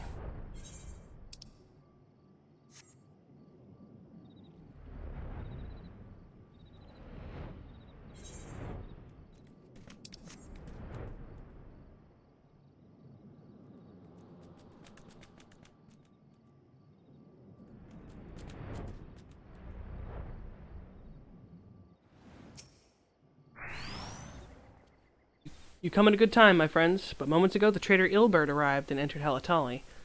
From this we may be certain that General Raubon is being held within.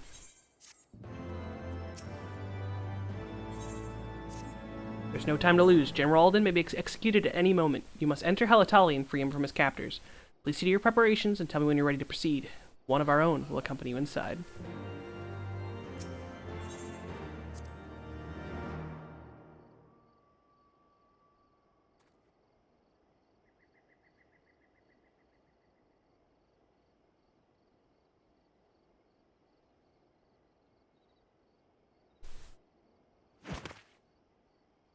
Yugiri! Pray, forgive me my lateness. Lady Yugiri! Master Alphino, I am pleased to see that the light of resolve shines in your eyes once more. Ah, yes. How pathetic I must have seemed to you when we last met. I am ashamed to record it. For a time I was well and truly lost. But with the aid of my comrades, I have since refound my purpose, and I shall take care not to misplace it again. Since your escape from Ulda, my fellow shinobi and I have shadowed the Crystal Braves every step, in hopes of learning the Scion's whereabouts. Regrettably, our investigation has yet to yield any useful information. Pray, forgive us. You need not apologize, my lady. We are grateful for all that you have done on our behalf. Besides, Raubon is no less a friend, and we cannot well abandon him to his fate. Hozan, the 3 of us shall attend to the Flame General's rescue.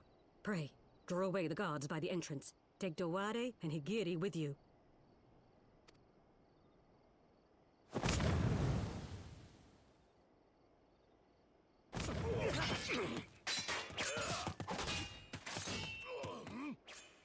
With me!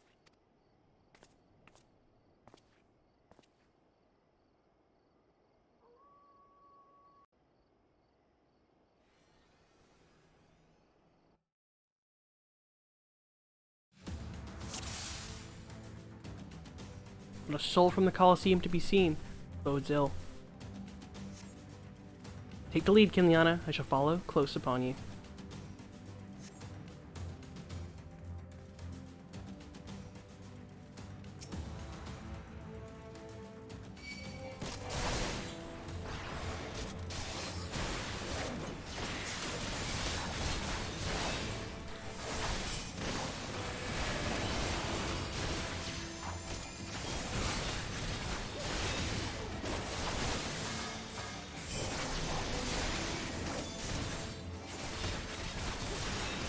with you.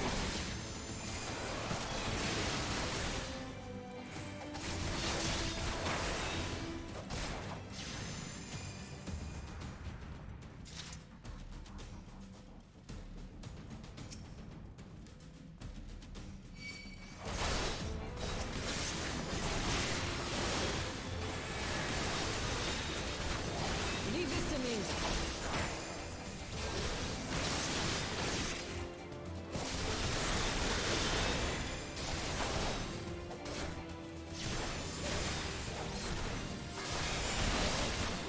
Text from my manager.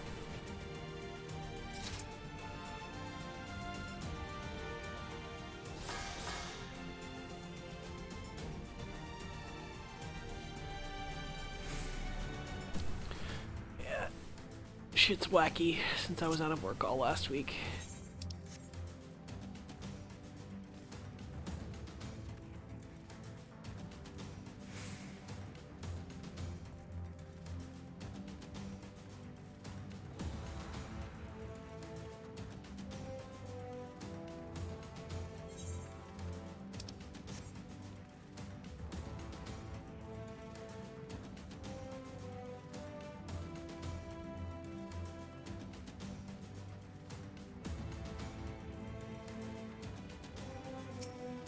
General, where are his captors? I mislike the look of this. General! You came.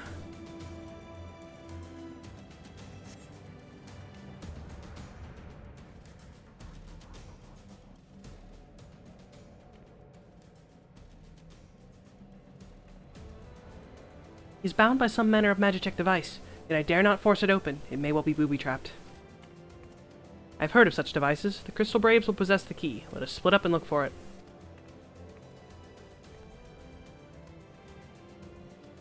That will not be necessary. Pray do not take it personally, my friends. You are the victims of harsh economic conditions. Happily, you will not suffer long. The poison will convey you swiftly unto the bosom of Thal, where I hope to join you after the passing of many prosperous years.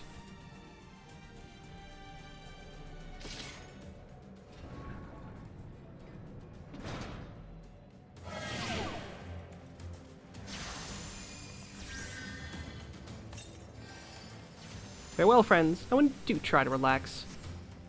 Struggling will only make it worse. Confound it, the mist stifles my healing. Leave me. Save yourselves. Cannot let them escape. Can Liana force the gate? Beasts? This mist must be drawing them.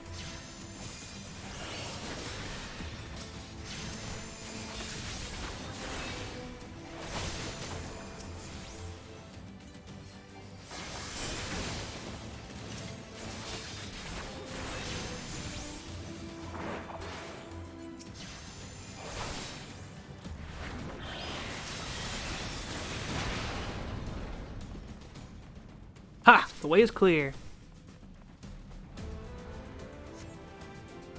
The mist remains. We must stop it at the source.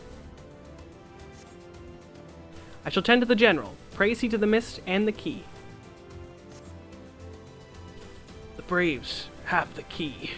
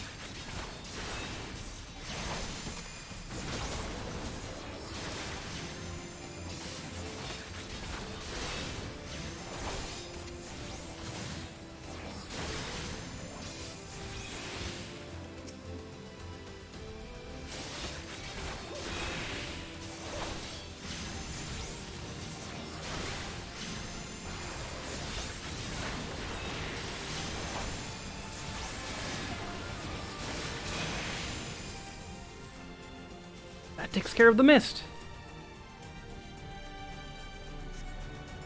Mist has cleared. Next to find the key and free Raubon.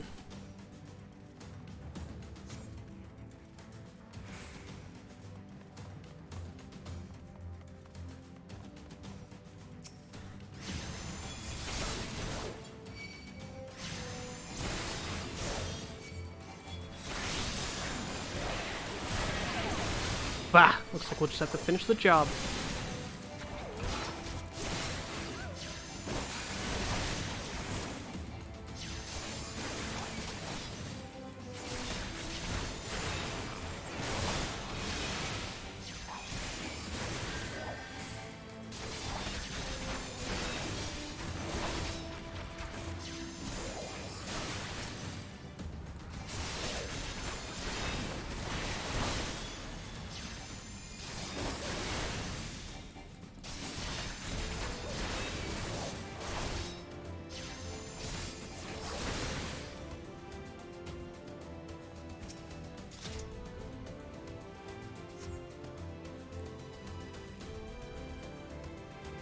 The key! Take it to Raubon!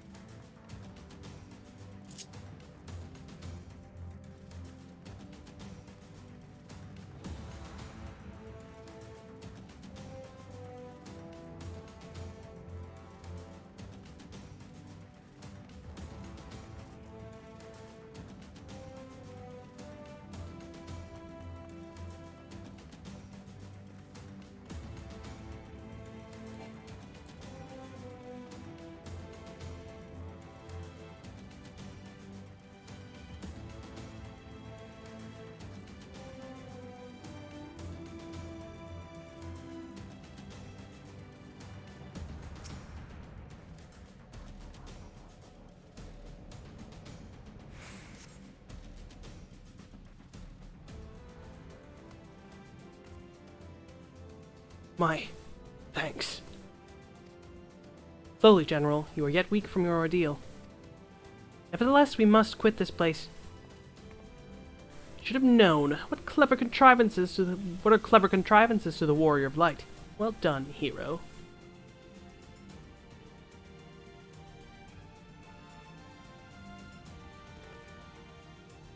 Illbird.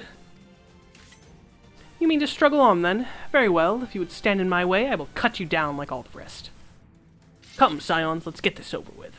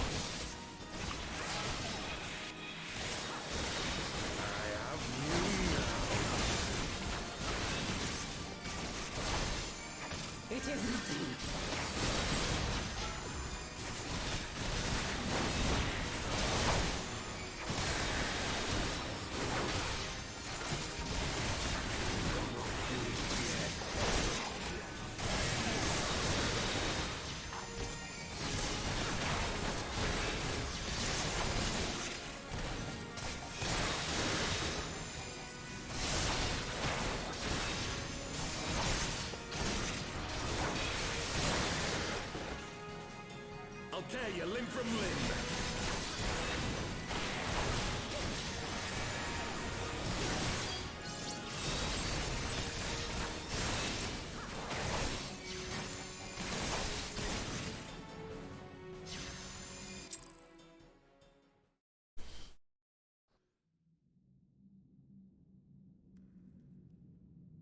This changes nothing. It is over, Ilberd. Lay down your arms and surrender yourself to justice. Justice? Justice for what exactly? 'Twas not I who assassinated the Sultana, boy. You said it was. You lied to make him angry? Ere we debate who is responsible for the assassination, I would ask whether an assassination took place at all. Oh, clever little shite. If you think you fight for justice, lass, you'd best wake up. The truth is, you fight for whoever bloody well tells you to. Can you not see you're being used by the Scions, the City-States, even the Crystal Braves? They none of them care a whit what you want, only what you can do for them. And how do I know this? Because I'm the same. A pawn to be used as my masters see fit. All I ever wanted was to liberate my homeland, and I ate dirt to make it happen. But what have I achieved after all these years in servitude? Nothing. Not a bloody thing. If we ourselves are not free, free to think and to act, how are we ever to reclaim our homeland? Know this. There is nothing I would not give to take back Alamigo. Nothing!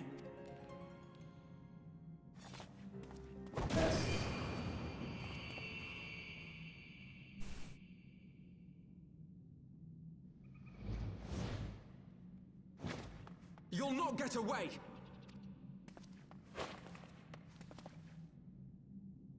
No, Master Alphino. Now is not the time.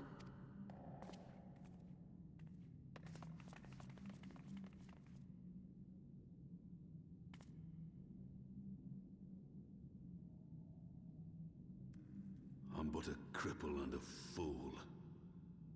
And still you came for me. I'm in your debt. We are all of us fools of fate, General. But even fools have a part to play. On your feet, Gladiator. This fight is not over. Rest assured, I was not planning to die till I'd avenged the Sultana. Still, your words are welcome, lass.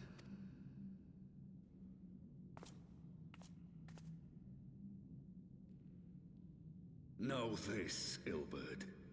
There is nothing I would not give to see you pay for what you've done. My wealth, my arm, my life. Nothing. General, are you aware that Lord Lolorito has yet to announce the Sultana's death to the public? What? No. No, I was not aware of that, nor of anything else outside my cell. 'Tis passing strange, though. I assumed the bastard would make it known at the first opportunity, and set about tearing down the Sultanate. As did we all. And it is indeed strange that he did not. Strange, or perhaps revealing. Now, I have no conclusive proof, nor do I wish to give you false hope, but I have reason to believe that Her Grace may yet live. What? But how can that be? Forgive me, friends, but it is not safe here. Let us continue this conversation without.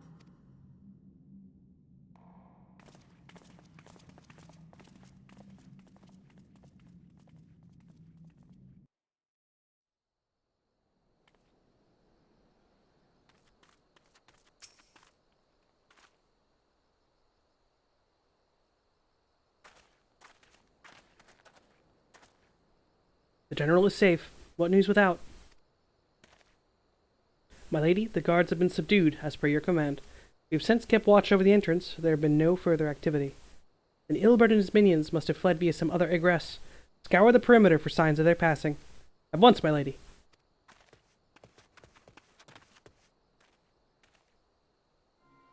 General Aldine, I presume, and the Scions of the Seventh Dawn. Who are you? Identify yourself. Pray do not be alarmed. My mistress is a friend, and I come bearing a message of goodwill. For your safety, she bade me direct your steps to the Waking Sands. Know that Master Urianger awaits you there, along with others sympathetic to your cause. This is no ruse, I assure you. Genial Aldine, if you'd come with me, I have prepared a carriage that you may travel in comfort, safe from prying eyes.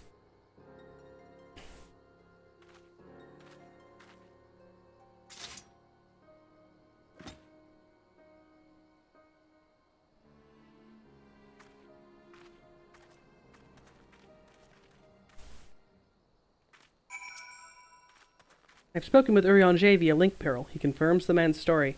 Rabon is in safe hands. Let us make our own way to Vesper Bay.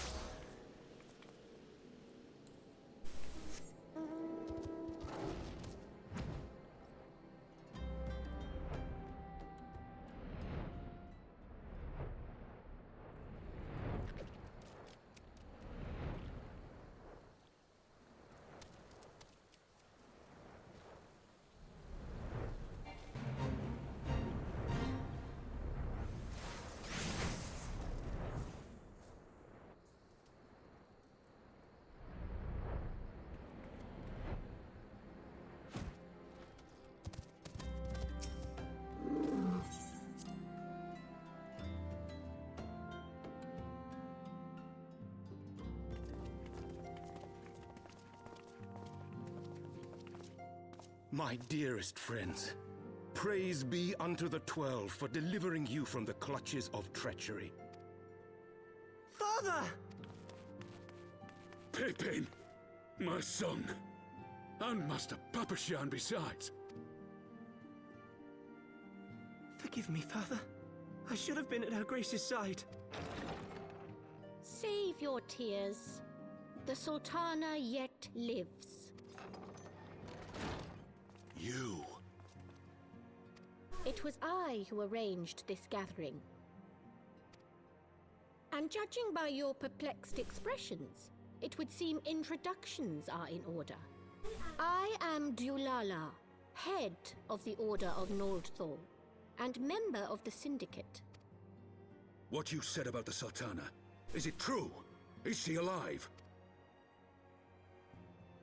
Young lady, I understand you were with the Sultana when she drank from the poisoned goblet and collapsed. Would I be correct in assuming that you did not personally verify Her Grace's vital signs? Why ask when 'tis plain you know the answer? Calm yourself, General, and let me finish. The truth is not as you imagine it. You are all victims of a most ingenious ruse. A ruse conceived to eliminate the threat posed by Teleji Adeleji. 'Tis my belief that Teleji plotted the Sultana's assassination alone, but that Lolorito caught wind of his plot and exploited it to his own ends. He sought to manipulate you into eliminating Teleji for him, and you duly obliged. At one fell swoop, he removed his two foremost rivals, all the while remaining above suspicion. God strike me down for a fool. But the Sultana, how can it be that she lives? She lives because Lolorito willed it. Her own lady-in-waiting is but one of his many little birds. By her sleight of hand, the poison was switched for a less deadly draught before it could reach her mistress's lips. Some manner of sedative, perchance, of a potency sufficient to induce a slumber like unto death. Were I to guess, I would say Her Grace is being held somewhere, dreaming dreams of a brighter Uldar, even as we speak. Oh, Nanamo. I will never forgive Lolorito for his part in this. Though Lolorito's hands are far from clean, They did pluck her grace from the jaws of death. That must count for something. And though one may call the man's methods into question, it cannot be denied that he knows the value of stability, to the very gill, like as not. He craves power, 'tis true, but he has no desire to depose the Sultana. I had never taken sides in your feud with the monetarists, but it was not for want of concern for our nation's welfare.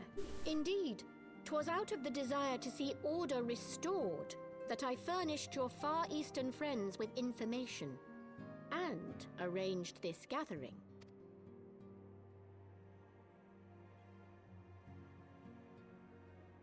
I hope you are ready to work, General, for there is much work to be done. Our first priority must be to bring matters back into balance. Lest you forget Her Grace's words, the true wealth of Uldar lies in the health, happiness, and hopes of her people. As for the more worldly kind of wealth, I am content to let Lolorito help himself to whatever Teleji Adeleji left behind. You, meanwhile, must do that which you alone can do. Rescue Her Grace, and take your place at her side once more, for her sake, and that of our nation.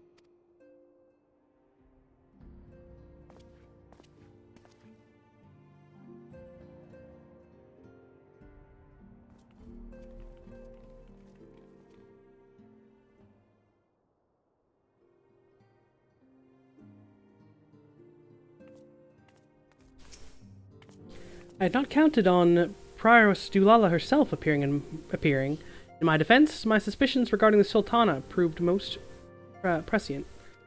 Much remains to be done, but in rescuing Raban, we have taken a vital first step towards resolving matters in Ul'dah. We couldn't have done it without you, Kinliana. Thank you.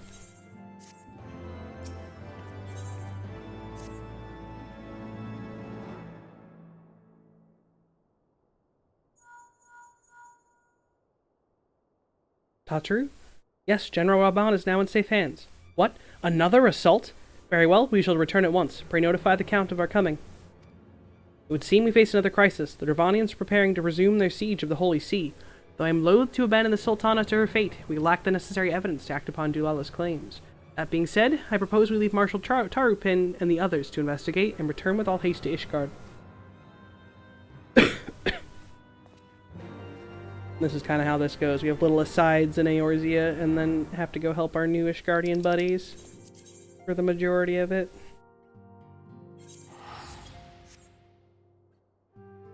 But for now, Raban is rescued. Nanamo's alive, but we don't know where she is. And so while they figure that out, we return to Fortal Manor.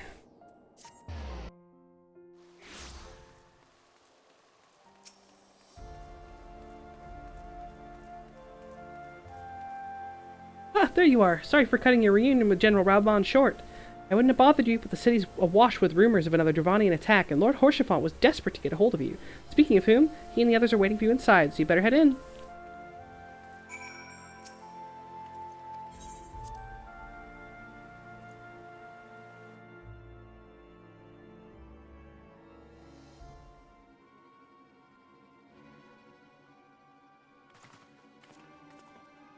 My friend, thank you for answering our call with such alacrity. As I am sure you are now aware, the Dravanians are once more gathering for war. Mr. Ironside, Master Leveilleur, I must apologize for this abrupt summons. We thought it best to have Mr. Sitaru contact you by the most direct means available. While the Observatorium's bell tolls, 'tis a warning that cannot be ignored. The Holy See has ordered that we make ready for battle. In case you haven't heard, a band of trappers returning from the west claim they saw a cloud of dragons big enough to dim the midday sky. Nidhogg's minions gather once more for war. I would not have you take up arms in another of our conflicts. When first you came to Ishgard, I offered you my protection. If I cannot ensure your safety here, I cannot well accept your aid, much less ask for it. Scions of the Seventh Dawn, you are faced with a choice: to remain in besieged Ishgard or seek sanctuary elsewhere. I would not presume to influence your decision, but I must ask that you make it swiftly, lest our enemies force your hand.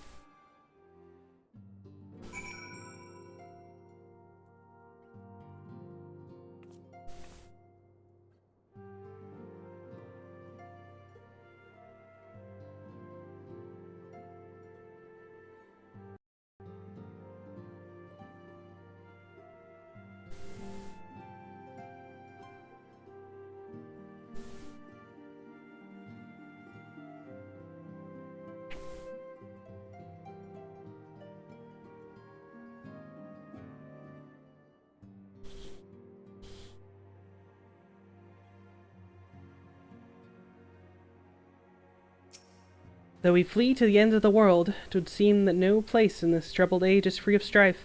Once more the horde descends upon Ishgard, and once more her weary defenders must take up spear and bow. The Count would have us seek shelter from the storm, but I for one grow tired of running. If we are to shine the light of the dawn, we must do so in the sight of our fellow man, not hunkered in a hole. What say you, Kinliana? I would stay here and fight. Then fight we shall. Let it never be said that we abandon our allies in their hour of need.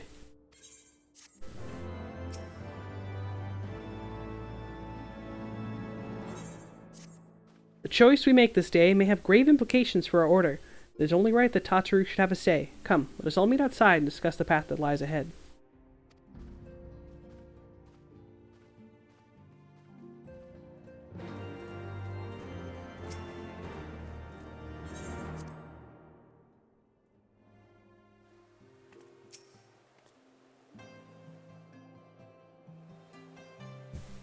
Excuse me. Ishgard cannot well endure another assault. Even should her knights succeed in turning back the horde, the casualties will be catastrophic. But what other choice do we have? It's not like we can talk it over with them. Dragons and men aren't exactly on speaking terms.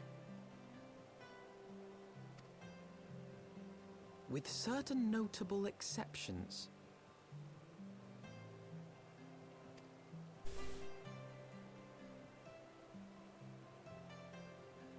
You don't mean Iceheart? When last you spoke with her, she lamented her crimes, did she not? Then there remains a sliver of hope. If we can persuade Iceheart to act as our intermediary, we may yet be able to convince Nidhogg to abandon his bloody course. If there is to be a meeting, I would accompany you. Estinian. Even with your intermediary, Nidhogg's blood rage may render him deaf to reason. However, the mere attempt may afford our forces precious time to prepare.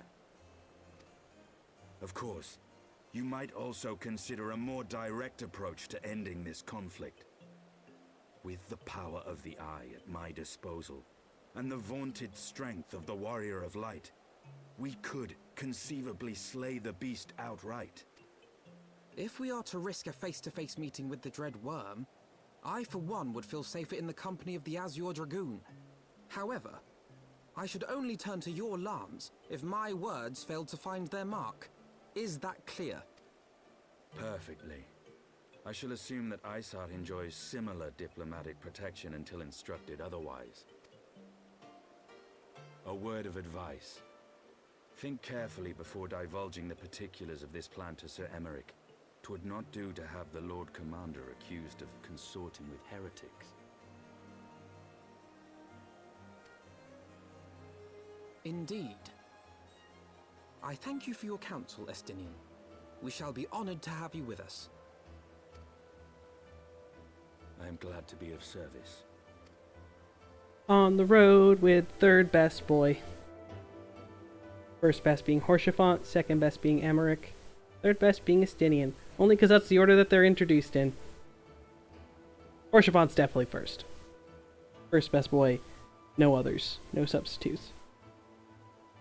We've chosen a difficult road, yet even should we succeed in winning Iceheart to our cause, our plans for parley will swiftly come to naught should the Holy See decide to strike first against the Horde. We must petition the Lord Commander's aid ere we set forth. I only hope that Sir Emeric will be willing to muzzle Ishgard's forces on the strength of our vague assurances. Tataru, I would ask you to remain in Fort Tomp's Manor and inform the Count of our decision. Tell him that the Scions of the Seventh Dawn mean to do all in their power to ensure that Ishgard and her people survive. Yes, sir.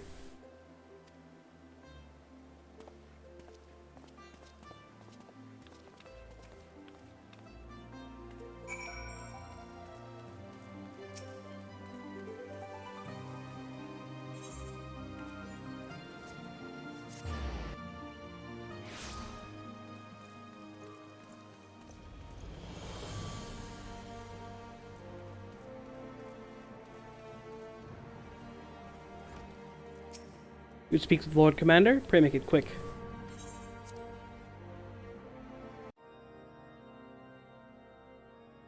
I want the defenses of the Outer Ward rechecked. See to it that the ballistas are in good repair and supplied with enough ammunition for a prolonged siege. At once, my lord.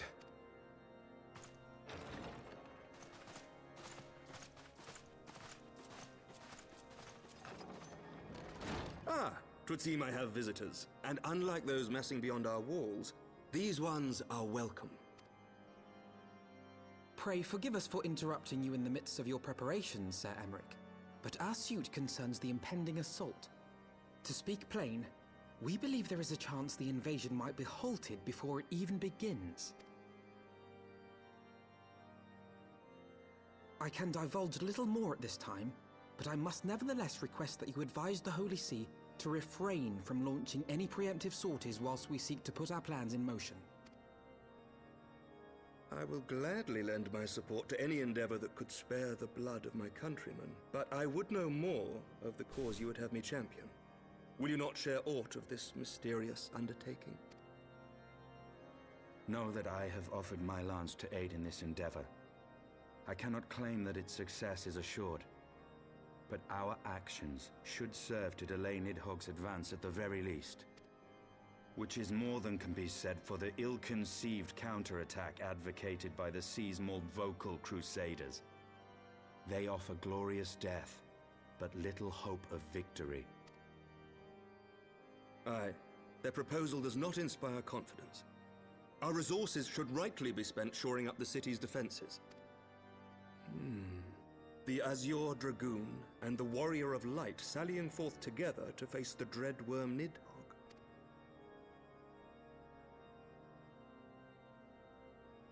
I must admit the mere thought of it does much to dispel my misgivings. Go then, carry out your plan. I shall do what I can for you within the Holy See.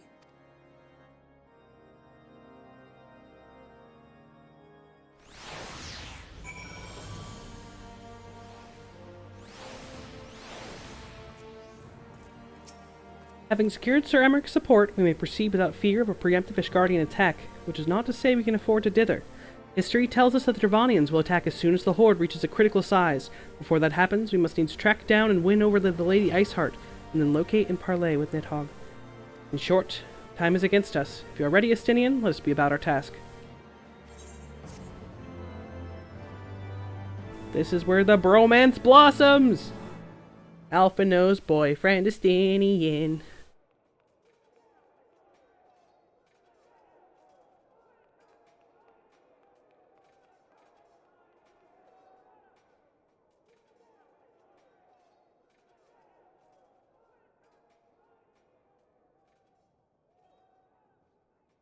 Such commotion. Yes, Your Eminence. The bells of the observatorium warn Hearing of our sounds of enemy's someone approach. dying in the background. My mother, unfortunately, has caught the plague from me. So, the dragons are coming. Let them come, in their hundreds and their thousands. With the divine blade in our hands, we shall rend their flesh and drown the heretics in their master's blood. Even Nidhogg and his foul brood shall be powerless to resist us. And when we have rid the world of their pestilence, we shall turn our attention to our Ascian allies. See that they are suitably rewarded for their invaluable assistance. If I may, Your Eminence, the Paragons wield powers strange and unknowable. Can we be certain that they will not see through our deception? We can be certain of naught save the righteousness of our cause. If you would be a true leader of men, you must possess conviction as well as caution.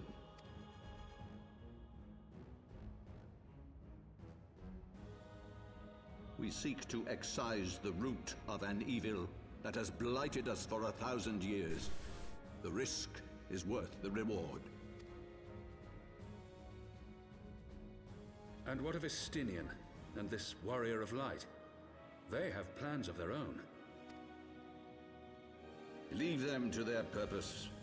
We must each play the role we have been given. You and your chosen brothers most of all.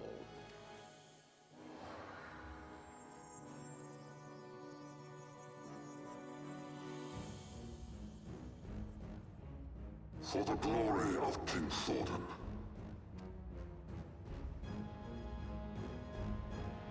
Thordan. All good things.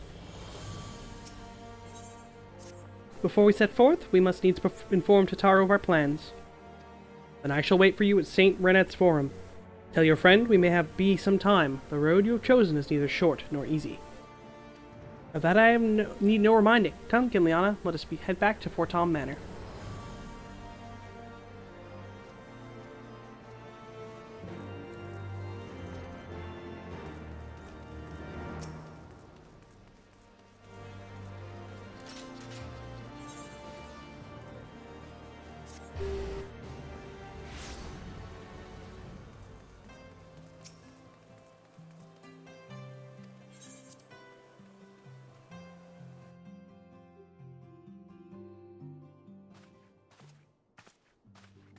Course is set, Tataru. It may be some time before Kinliana and I return to Ishgard.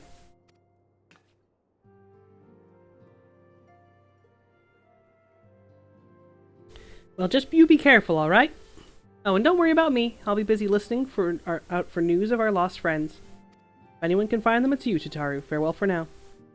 Oh, before you go, you must put this on, Alphino. I made it specially.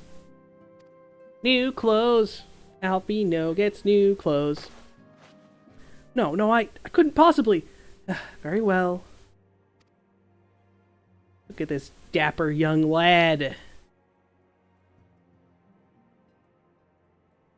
By the 12, it fits perfectly, and the quality is actually rather good.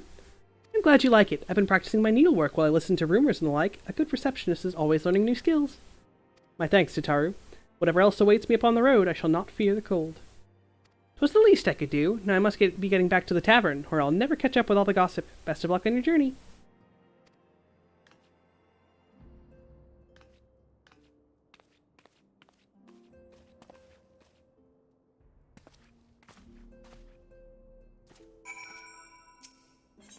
They are obligated to get new outfits once an expansion.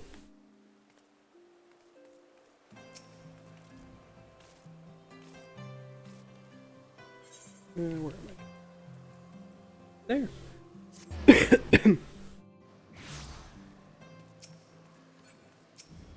You've said your farewells, then? Hi, and we're ready to depart. I suggest we begin our search for Lady Iceheart without delay. Very well, but she will prove an elusive quarry. Where do you intend to start looking? In the absence of any fresh intelligence on Yuzale's movements, I propose we take up the trail where she was last encountered, the Kurthus Western Highlands. Let us speak with Sir Redwald, was it? As the commander of Falcon's Nest, it is like he will know if any heretic activity has been reported in the area.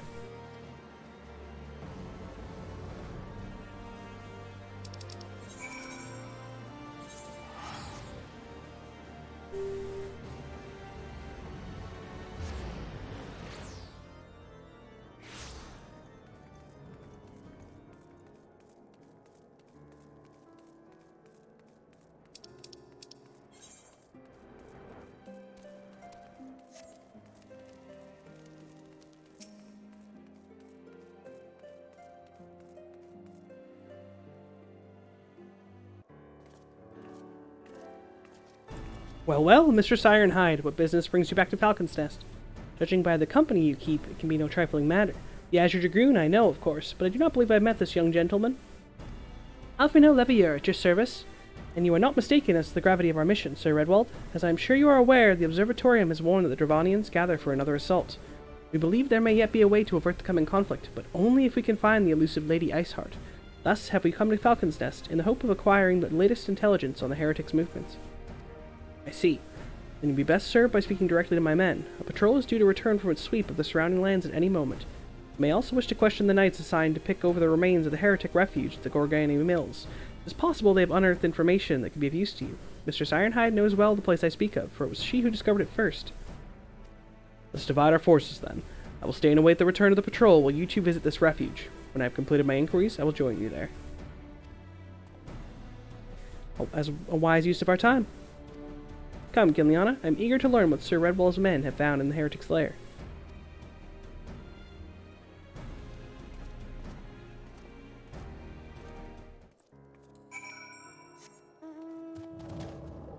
Pay no mind to the dragon flying through Ishgard. This one is my buddy.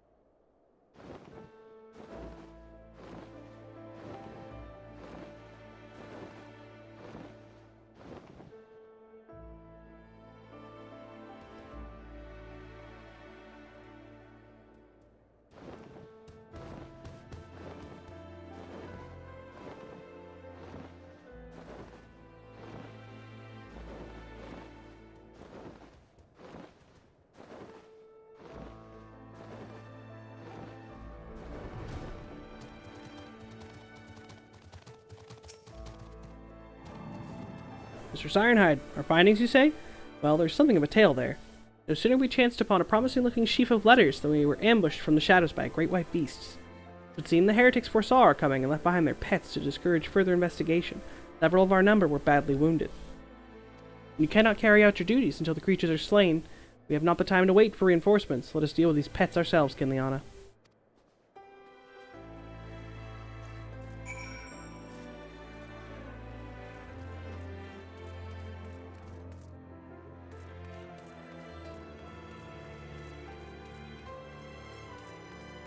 Polar bears in the basement.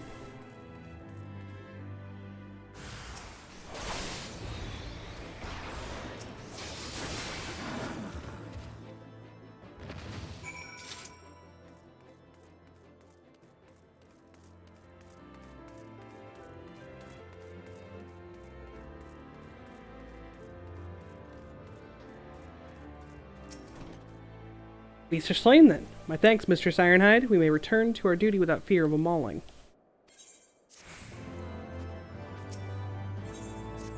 We should track down Lady Iceheart, is it not so?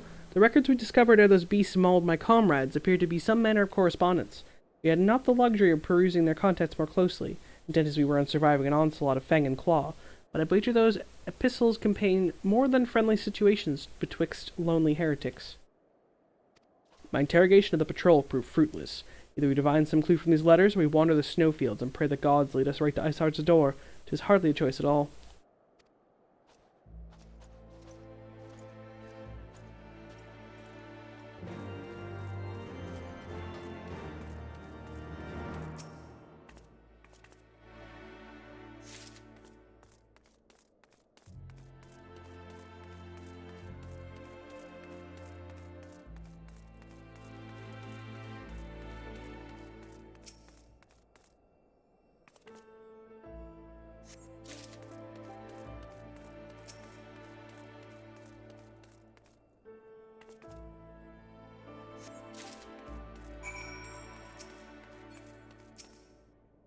You recovered much of the heretics' correspondence?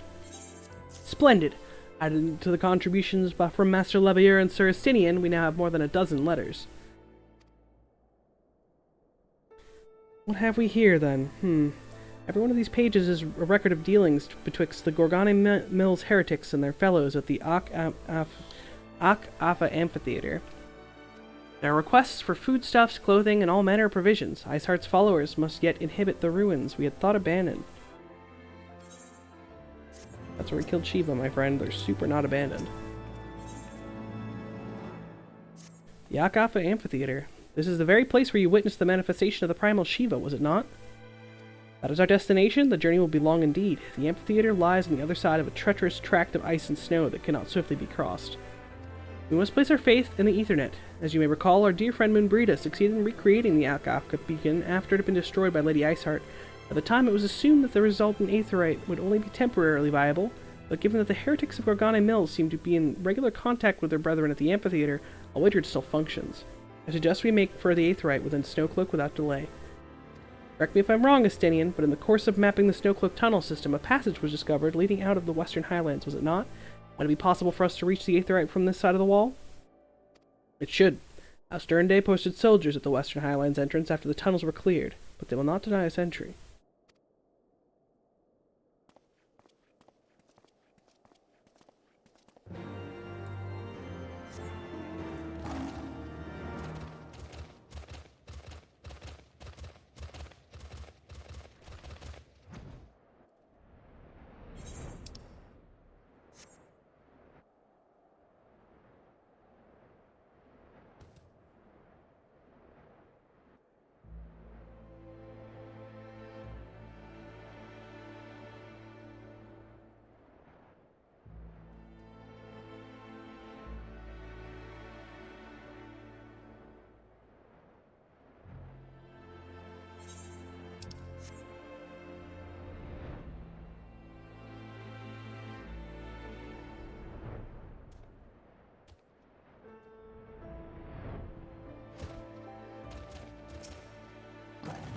Ah, the guest of House Forton, accompanied by the Azure Dragoon, no less. I cannot imagine what brought you out this far, but you are welcome to enter the tunnels, if that is your will. Assuming the Akafka beacon still functions, we may pray that the 12 it does. We shall arrive at our destination in mere moments. Though I do not expect to be greeted by the primal Shiva, we should nevertheless be prepared for a frosty reception. The heretics are not like to rejoice in the appearance of uninvited guests, particularly ones with our history.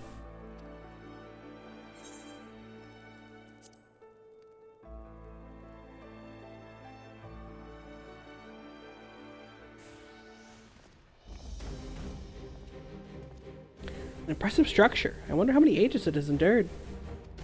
Mayhap you should ask its occupants. They seem a friendly bunch.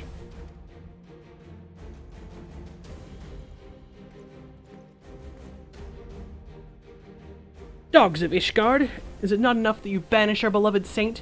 Will you not be satisfied until the ice is slick with the last drops of our blood? Stay your weapons. We come under the flag of a parley.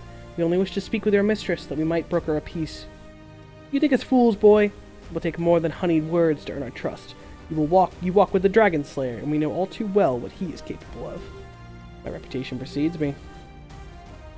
They give us little choice. Come, brothers, may dragon wings bear us to victory.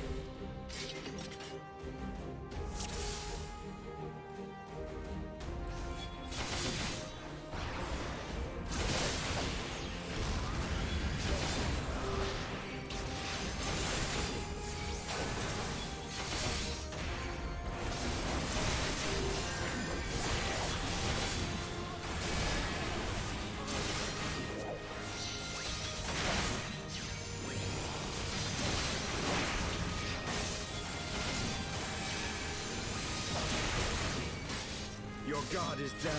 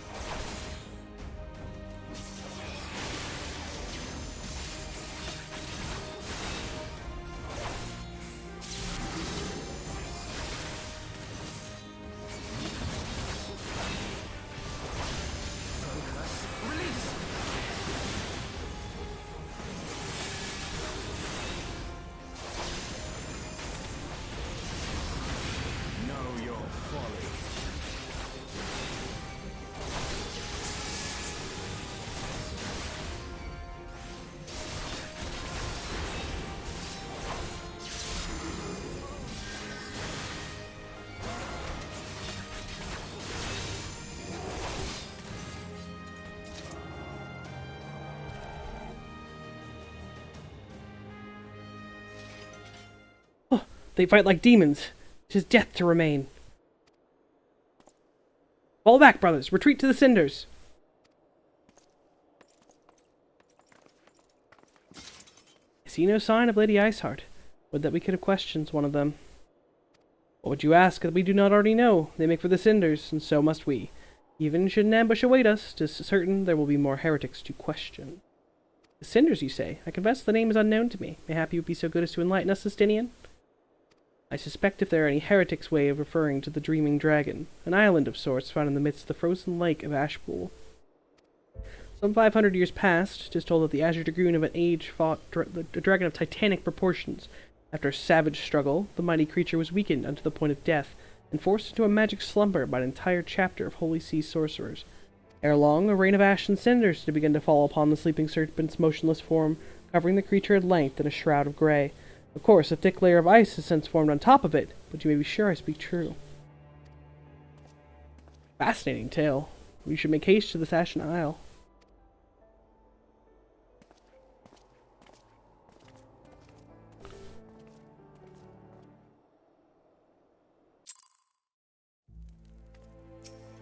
The Dreaming Dragon lies far to the west. Before we approach the Frozen Beast, however, there's another place I would visit first. I'm told the Convictors have set up a camp in the Twin Pools. Their leader, Jantala, may have more information for us. Ah, but mayhap you are not familiar with that name either. The Convictors are dragon slayers, after a fashion, but I'm willing to wager that they encounter their fair share of heretics. If we are indeed walking into a trap, I would learn all there is to know of our foe. A sound suggestion! Let us speak with these Convictors then, and temper our haste with a measure of caution.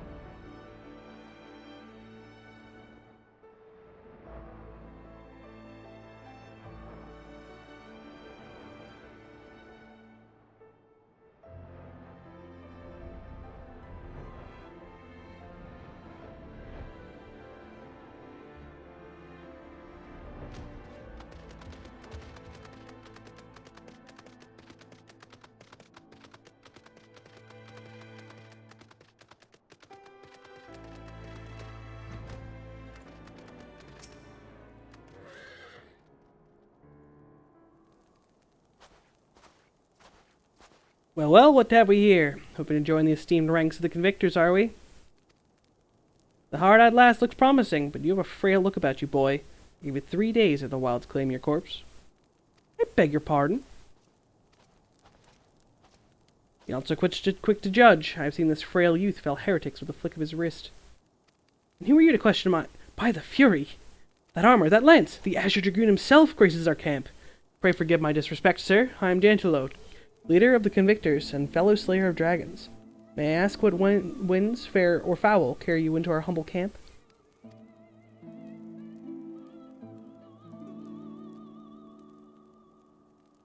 Ah, Lady Iceheart, is it? Aye, I know her by reputation, but I'm afraid I've seen naught of her or her people. That said, my own men can be somewhat lax when it comes to making reports. You may wish to question them yourselves. Thank you, we shall.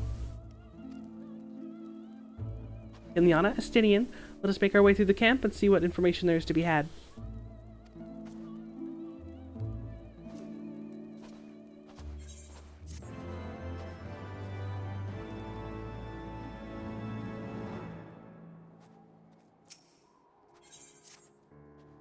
Surely one of these people will encounter heretics while out hunting. Pray speak with as many as you can, Ileana. Nay, I know of no heretics. Do you honestly expect me to keep track of every Rightmel, Veramont, and Bertinet that wanders in and out of our camp? Are there any heretics in the area? I have not the faintest idea. Why, a heretic could pass under my very nose, and I should be none the wiser. I hunt dragons, my dear lady, the big ones. Forever do I scan the skies for sign of my prey. I care not for the miserable creatures that scurry upon the ground.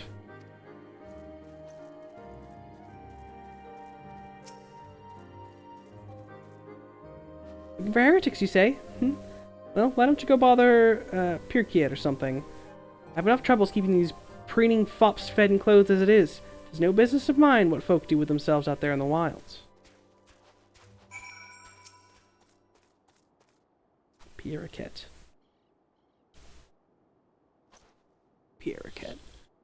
Something I can help you with, my lady. Heretics, is it? Well, I've never seen one myself, but that ain't to say I haven't heard a thing or two. We'd be grateful for any information you could share with us. The gods know we've gleaned precious little from talking to the rest of these people. It pleases my lord. I am Pierriquet, soldier by trade, though not much of one, if I'm honest. Weren't for the love of stabbing folk that I took up a spear, see? No, it's by order of Sir Jaintila's father. Still, as long as they keep paying me wages, I ain't fussy about what they have me do. Not everyone's as patient as me, though. Plenty of low-born lads who get pressed into service start grumbling before they've seen their second battle. And once they've got thinking how unfair it all is, I don't take much for the heretics to turn their heads. From what I hear, the simple promise of freedom tends to do it. That may explain how Lady Iceheart was able to expand her following so swiftly. Sad to say, some mates of mine gobbled down the heretics' tripe and asked for seconds. Told me they were off to the Western Highlands and to light a signal fire. That's how you let the heretics know that you're serious about joining the ranks, apparently. Send up some purple smoke and the bastards come to you. Is that so? Why, then, am I minded to start a fire?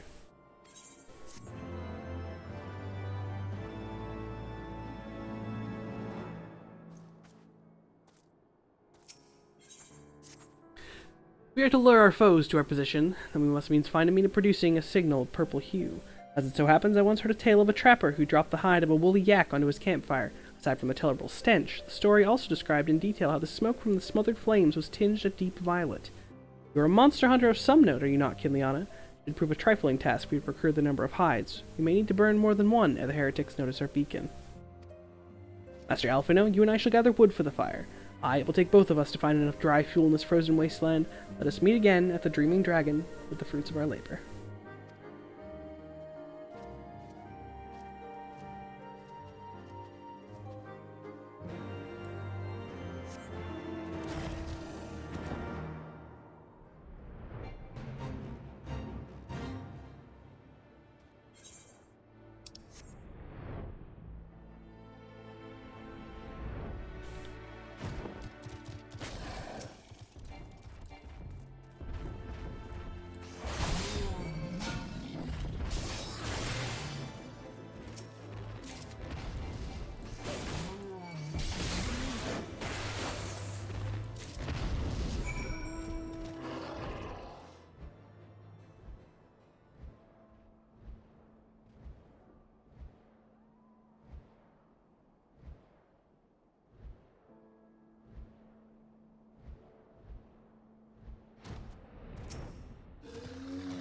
Seemed that collecting firewood is a new experience for Master Alphino.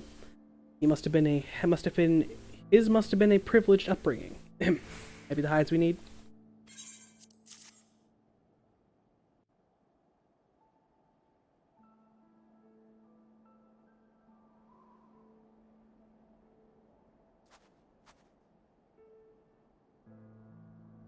Ah, I should have known it would be you.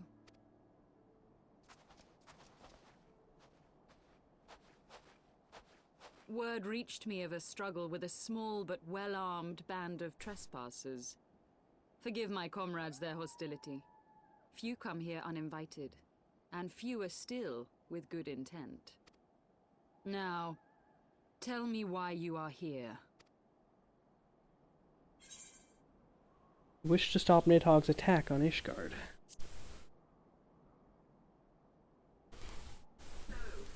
So, you seek to stem the Dravanian tide with talk?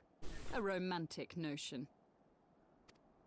If you but knew the truth, the spark which lit the flames of this animosity, you would understand the futility of your quest. Shall I relate it to you? The sordid history my gift has shown me. That which the Holy See has taken such pains to suppress.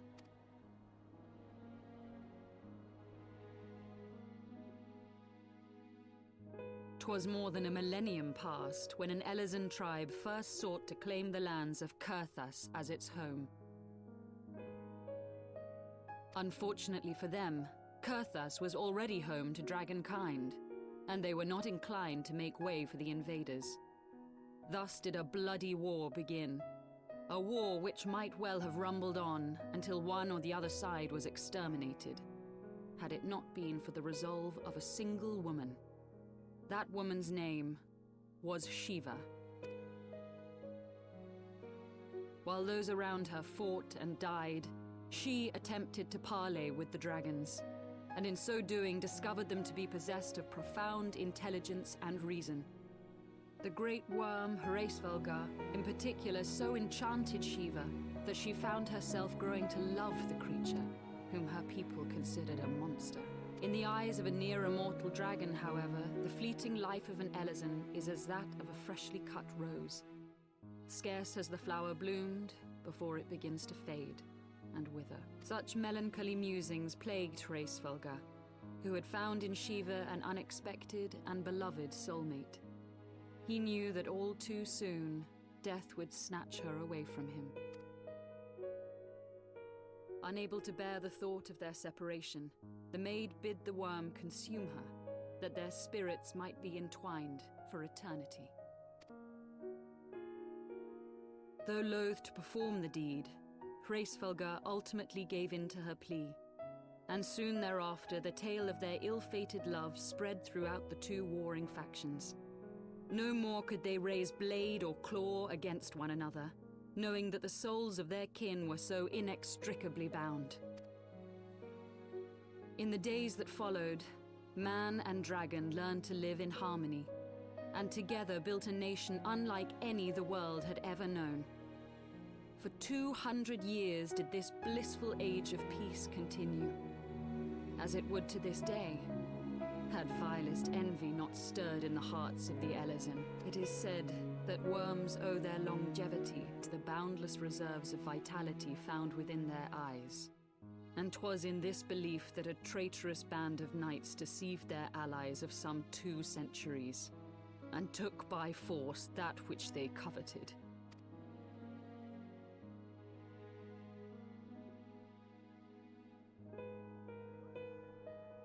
Nidhogg, he who now stands poised to unleash his wormlings upon Ishgard, was the great dragon who lost an eye to Elezen treachery. And until he prizes it from the hands of the traitor's progeny, no amount of conciliatory words will stay his fury. You are wrong, Lady Iceheart. Lest you misunderstand, I do not doubt your vision of the past. 'Tis true that Nidhogg greatly desired to reclaim the Eye. Indeed, it was for that very reason that I kept it with me as I roamed the land, attempting to draw him away from the city.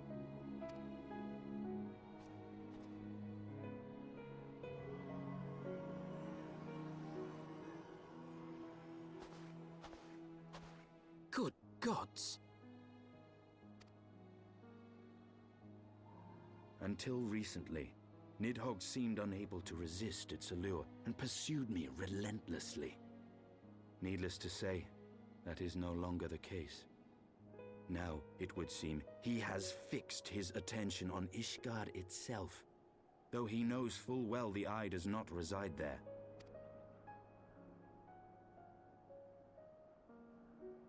You believe he targets the capital for another reason? I believe reason has all but left him. Through the Eye, I feel much of what Nidhogg feels, and the dragon's thirst for vengeance will not be quenched by aught less than a sea of blood.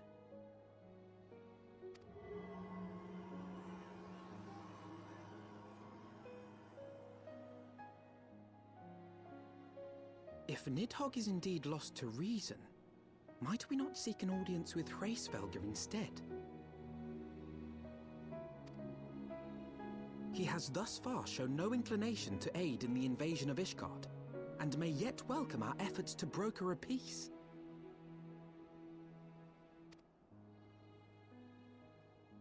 You still believe that a peaceable solution can be found? Very well. I will take you to him.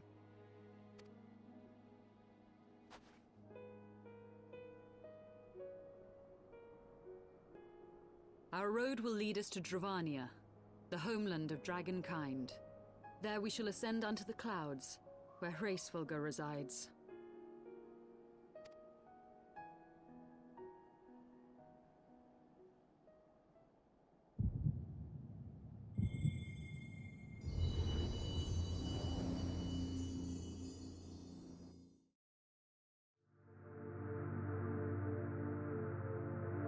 Oh, what's this? The crystals! Midgard Zolmer made the crystals dark and spooky, but by our own deeds, one of them is light again.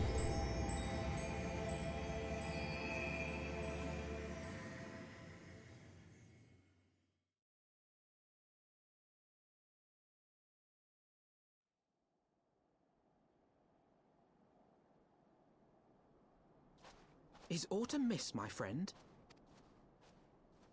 I sense the many battles are beginning to take their toll. Rest a while, and should you lose sight of us, Dravania lies beyond the mountains to the west.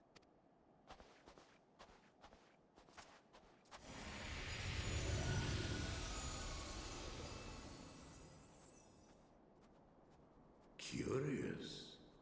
The vestiges of thy mistress's blessing are not as faint as once they were. Thy will to succeed grants thee unusual fortitude. But will it be enough?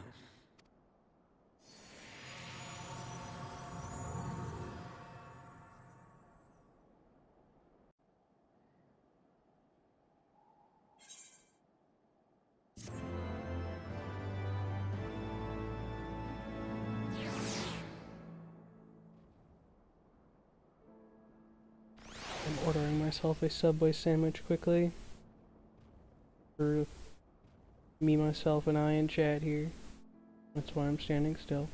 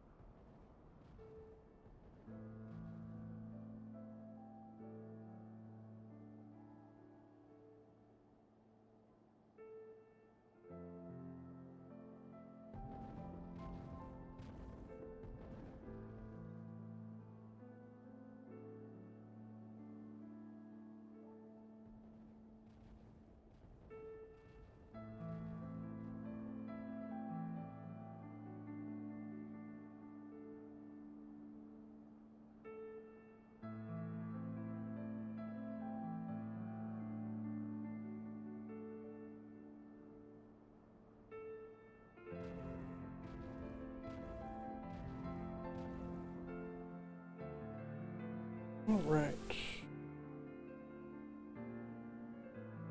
Ordered a sandwich. First time I've ordered food in a week.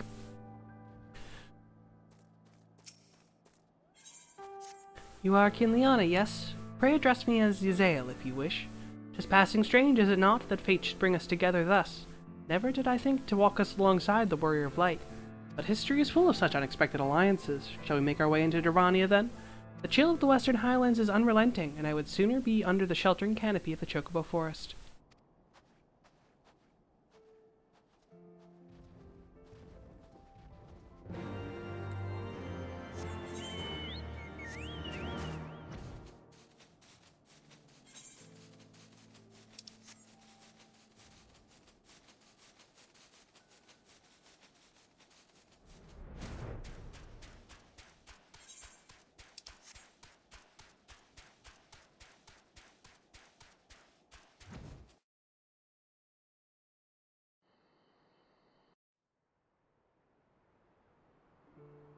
Beyond Abalathia's spine, the great mountain range that spans the continent of Aldenard from east to west.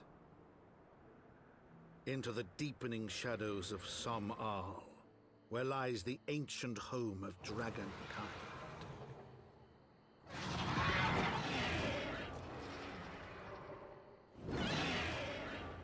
to a land where the soil slithers and the skies seethe with sinuous shapes, they came.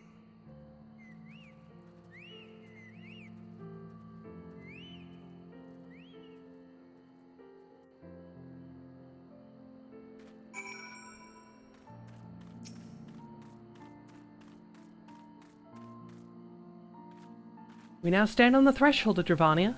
The path to Somal will take us far to the west beyond the embrace of the forest branches. It will be a long and demanding journey. Might I suggest that we take our rest at the village ahead and see that we are properly provisioned?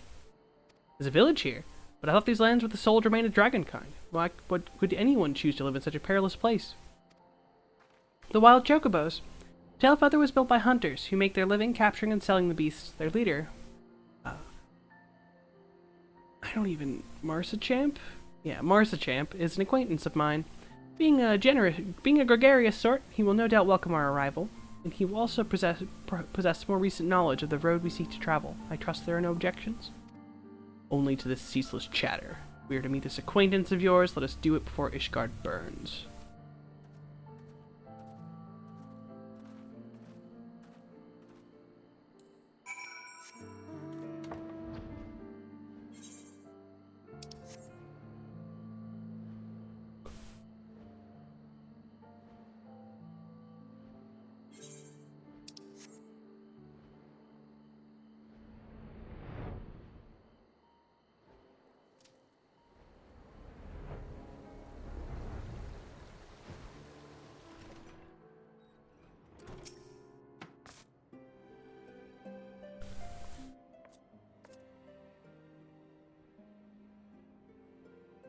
Well, tan my head and call me a Leatherface. We have visitors.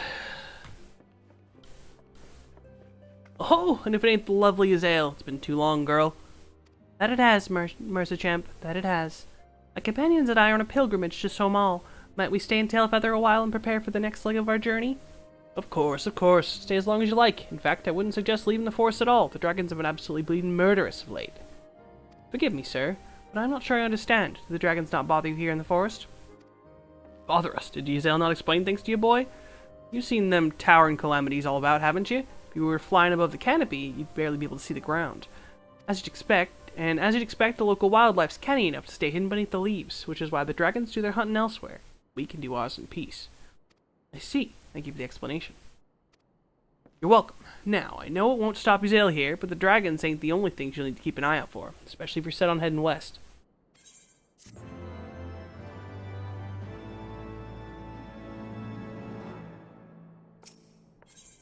I dare say you're wondering what could possibly be worse than dragons, eh? Well, I'll tell you, the bloody Nath. They're what you might get if you crossed an antling with a megalocrab and taught the thing how to walk on two legs. They never used to stray far from their hives out of fear of the dragons, but they've got a lot more aggressive of late, sending out war parties from malms in all directions. They've ever taken to harassing the Dravanians in their own lairs, if you can believe it. And when they venture into the forest, which is more and more, by the way, they certainly ain't afraid to come after my lot. I can only imagine how much worse it would be closer to the Nath's home territory.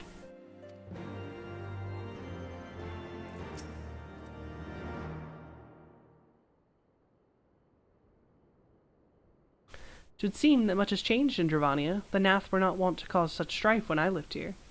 You lived here, in Dravania? Aye, 'twas in the time following the calamity. My family was dead, my home was gone, and I had fled from the bitter cold into these lands. I knew not the paths of the forest then, and wandered out from under the protection of its boughs. It was then that I chanced upon Hraesvelgr. He descended from his mountain lair to hunt for food. My exhausted, cold mind could not contend with the sight of the majestic worm, nor the vision of the past his presence visited upon me. Thankfully, Marsachamp found my unconscious form at the edge of the trees and nursed me back to health, and in Tailfeather I remained for some time. Hence your familiarity with the locales. But I interrupted you. You were saying the Nath were once a peaceful people? Peaceful would not be the most fitting description. They're a fiercely territorial tribe, and any who intrude upon their domain are attacked without hesitation or quarter. Outside of the borders of their homeland, however, they were very rarely hostile. Indeed, we were even able to trade with them on occasion. They have changed, then. What of it?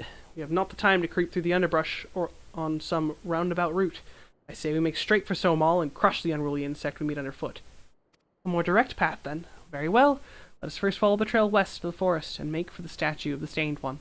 From there, we have a fair view of the road that leads to Salmel, shall we?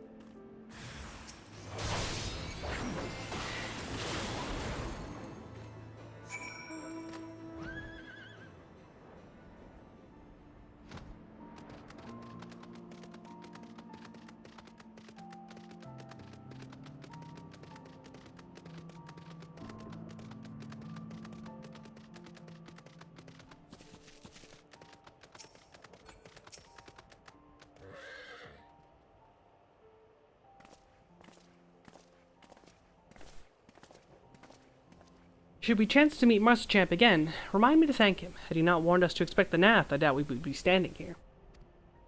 Amid ruins that I would tentatively describe as Ishgardian, the style, if not quite identical, betrays a definite resemblance. You have a scholar's eye, Master Alphino. The structure is, in fact, over 1,000 years old. It is a remnant of the age where our ancestors and dragonkind lived in peace together. You can claim this as evidence of our harmonious past. I was taught that these buildings were constructed by heretics in honor of your Dravanian masters. This rubble inspires no such awe in me. Stubborn fool, how desperately you cling to the false teachings of your beloved Holy See! Enough, both of you. You threaten the success of our mission with this incessant squabbling. Can Liana pray reason with these two? Runt. The truth of the past will be revealed.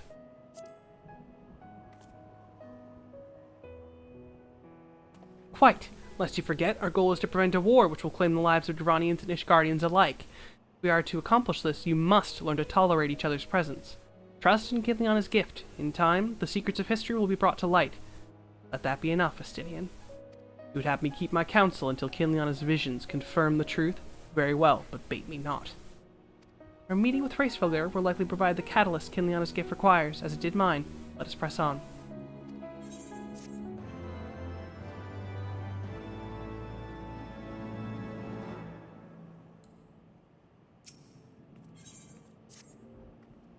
Spy you the three great towers to the west. Ishgardians know them as Anix Shrine. The place serves as a roost for Hraesvelgr's lesser kindred. If we are to reach the peak of Somal, then we would first beseech these dragons to open the way. But do not be disheartened, the one who leads them is a friend. Of rather more concern is the disposition of the Nath. Let us survey the approach to the towers and see if the path is clear.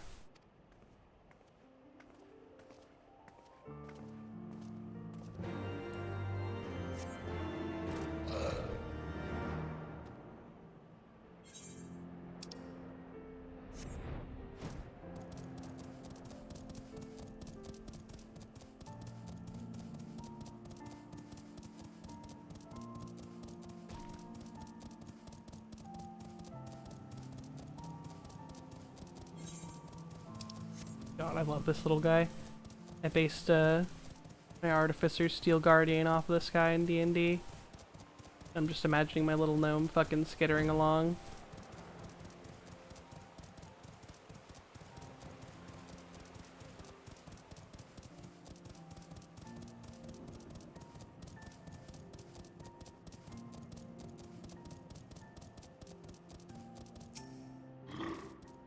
As I feared, the road ahead is teeming with Nath soldiers. Marsuchamp did not exaggerate then. These beastmen have grown brazen indeed if they would threaten the dragon so openly. Do they intend to assault the lair itself? I pray they do not. Mighty though the Dramanian friends are, they are yet vulnerable to the Nath's muskets. There's no route save the one before us. Should the beastmen offer battle, we have no choice but to accept.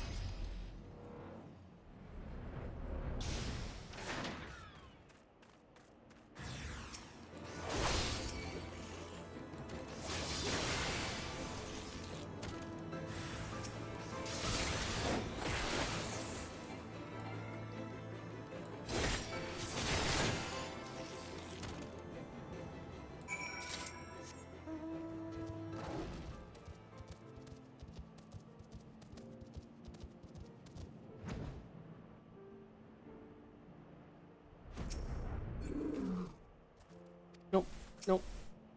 The lid. I take no pleasure in killing the Nath. 'Twas to avoid bloodshed that I agreed to join you on this journey. Well, it cannot be helped. We may proceed to the courtyard together, but leave the task of hailing its occupants to me. And keep your lance on your back, dragoon. On my word to the Warrior of Light, I shall start no fight, only finish it. You are truly beyond salvation. Come then.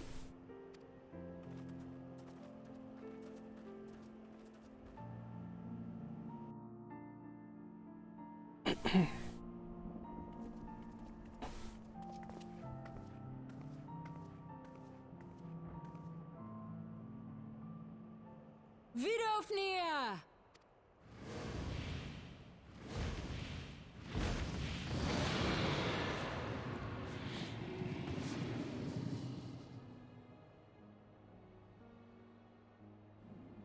Ah, 'tis thee, little one. From above I did mistake thee for a Nath. 'Tis well I chanced to look again, or thou wouldst now be ash. Dear Vidofnir, how I have missed you.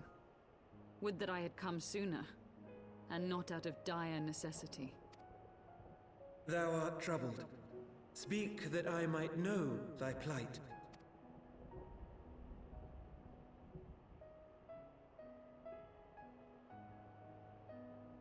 Thou wouldst have father admonish his brood brother. I would end this war without further bloodshed. How am I to believe thee, little one, when thine own companion beareth Nidhogg's stolen eye?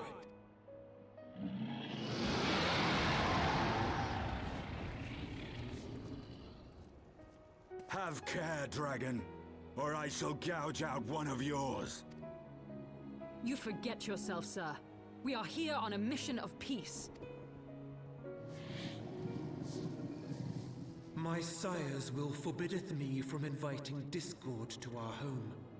'Tis for this reason and no other that thou still drawest breath, knight. Vidofnir, please. We must be allowed to convey our intentions to Hraesvelgar in person, with words of our own choosing.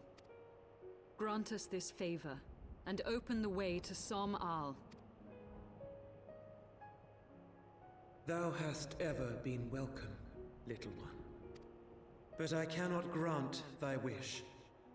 I am bound to remain here, and protect my kin from the Nath's god. The Nath have summoned a primal.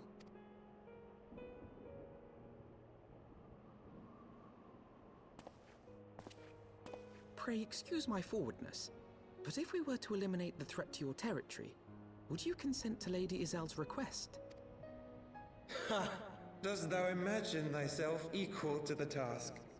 To succeed where dragons have failed? 'Tis beyond thee, mortal. But thou art welcome to try, nonetheless. Only know that idle promises shall avail thee naught.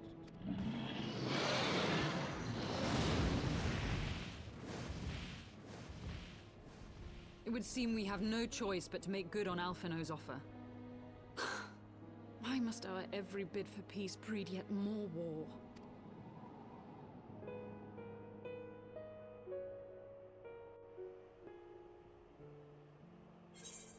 Because I am the eater of primals. They are my breakfast, lunch, and dinner. You say the word primal, and I go into a frenzy, foaming at the mouth. So the Nath have summoned their god, and thus is the mystery of their newfound belligerence laid to rest. Are you not glad, Lady Iceheart? I thought you would applaud them for summoning a primal to further their own ends. After all, you did. I did not reach out to Saint Shiva to further mine own ends. I desired her strength only to forge anew the peace between man and dragon.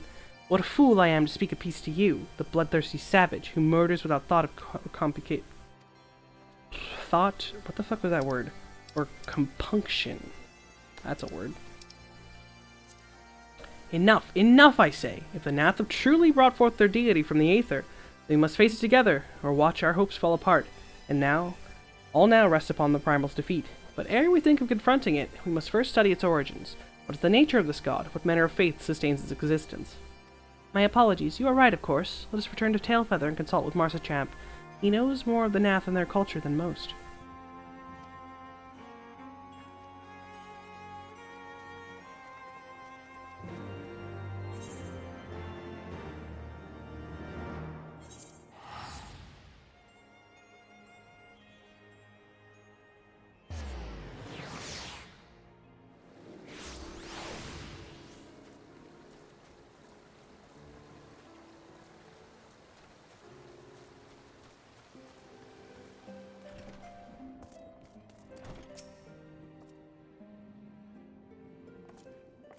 Oh, back already, are we? Met the Nath, did you? And what is you'd like to... Summon a primal, you say? 7 hells. Well, I don't know bugger all about Nath religion, if I'm honest. Beyond the trading habits, there've never seemed much point in asking. But it shouldn't be that hard to find out. From time to time we bartered with a small hive to the north and west of here. Outcasts from the main tribe, from what I understand. I reckon they'd be willing to tell you a bit about themselves if you give them the right incentives. Sounds promising. And what exactly would a Nath consider to be the right incentives? Oh, nothing your average hunter couldn't scrounge up in a day or two. But seeing as you're in a hurry, you might want to divide the chores amongst yourselves. You'll want a good-sized jar of landtrap nectar, a basket of calam tree fruit, and, always a Nath favorite, a generous portion of young Nanka flesh. I shall gather the fruit. Leaping the lower branches of the forest giants should present little challenge to me. Then I shall collect the nectar, with Master Alphino's arcane assistance. And that leaves you to bring home the meat. You'll need to carve it from the smaller Nankas that live in the rivers. 3 big hunks should be enough, I reckon. Once you got everything together, you'll need to set it down at what we call the trading post. Here, I'll mark the spot on the map for you. You've been most kind, Master Marsa-Champ. Well then, let's attend to our respective tasks and reconvene at the trading post. I need hardly add that the last one there is a rotten Nanka egg.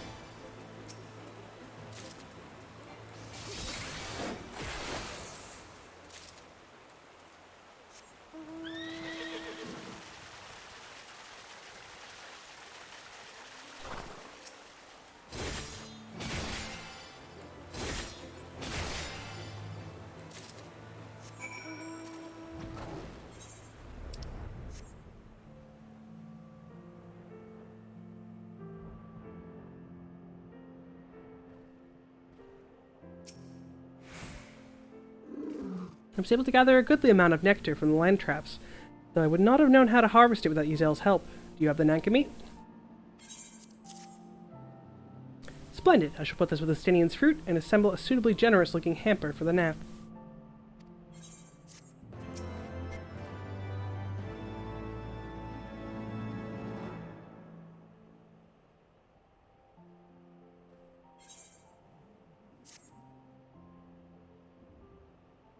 Well, everything appears to be in order. Assuming no one has any objections to my choice of presentations, I shall place our offering at the trading post as instructed.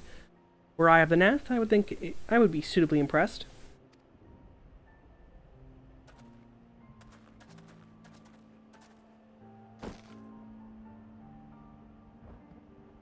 Well, how long must we wait? Should we have sounded a signal of some such? Calm yourself, Master Alfino. Our offering has not gone unnoticed.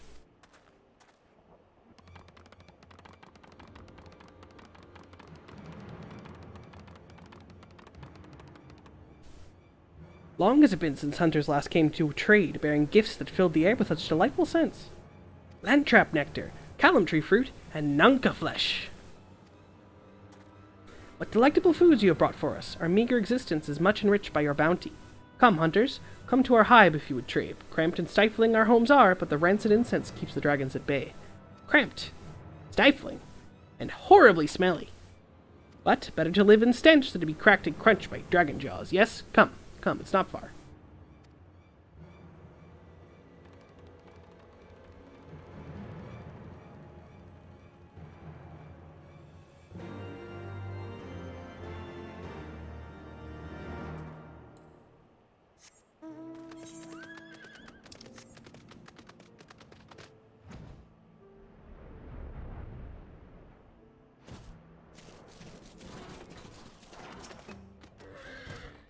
Your presence has been announced to the storyteller. You must speak to our chosen leader in words, for we are Vath. We are the No Mind.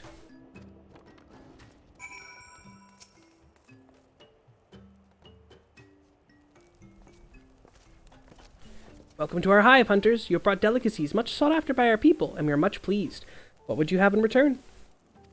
Honored Elder, pray allow me to begin by thanking you for welcoming us into your home, and for accepting our humble offerings. My companions and I are here in search of knowledge, specifically knowledge of your people's god. Knowledge alone? What strange hunters you are! But if his words you desire, then words you shall have. We are the Vath, the non-mind, and to speak is our fate. You will hear the tale of the Nath's god of the One Mind summoned into our midst. The One Mind? Is it the Nath who reside in the main colony? Yes, they are the ones connected. But let us begin the story at its beginning. Some moons ago, a single dragon flew in from the east. Bleeding and weak, it fell from the sky and into the hive, where it was swarmed by my brethren, and with spear, spell, and musket the dragon was slain. It was likely one that had fled the battle with my kinsman. I should commend you for finishing the job. Dragons are fierce and terrible adversaries. The One Mind would always cower when their winged shadows passed over the ground, but no longer. They had learned that battle-weary Dravanian was easy prey. Thus did the One Mind decide to heed the words of the black-robed men. The One Mind would call forth our god and unleash his blades upon the dragons. The Dravanian lands would become Nath lands, and ever larger would grow our domain. But our god ever hungers. The price he demands in crystals far exceeds the reward for war. We of the Vath despise and revile his insatiable existence.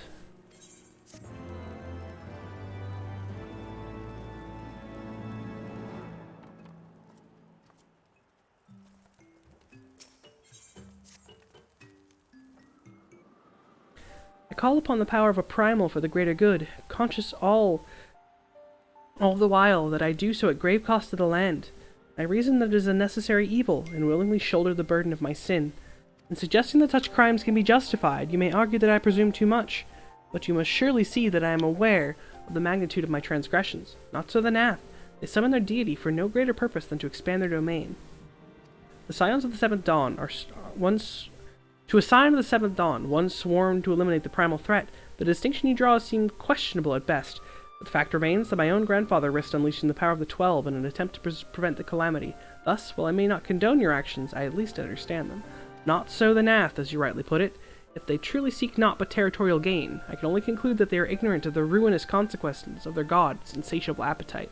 The longer the primal is suffered to exist, the greater the suffering it will cause. It must be destroyed.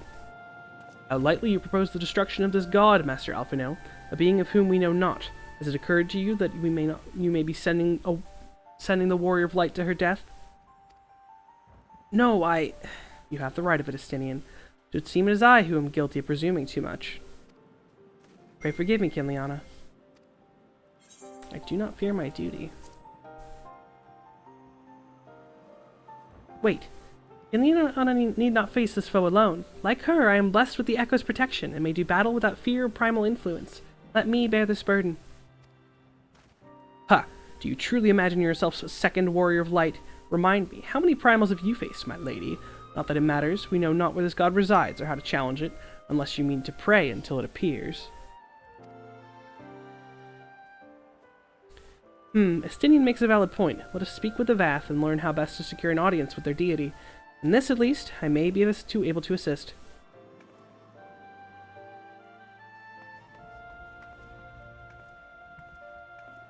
The young lord certainly appears eager to prove his worth.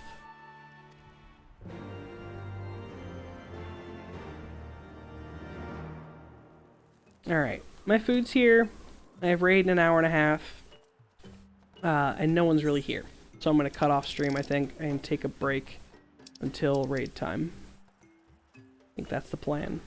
So, if there is anyone actually here, thanks for hanging out for this start to Heavensward. More will continue, if not tonight, then soon. But yeah, I need a little bit of a break before raid. So, that is that.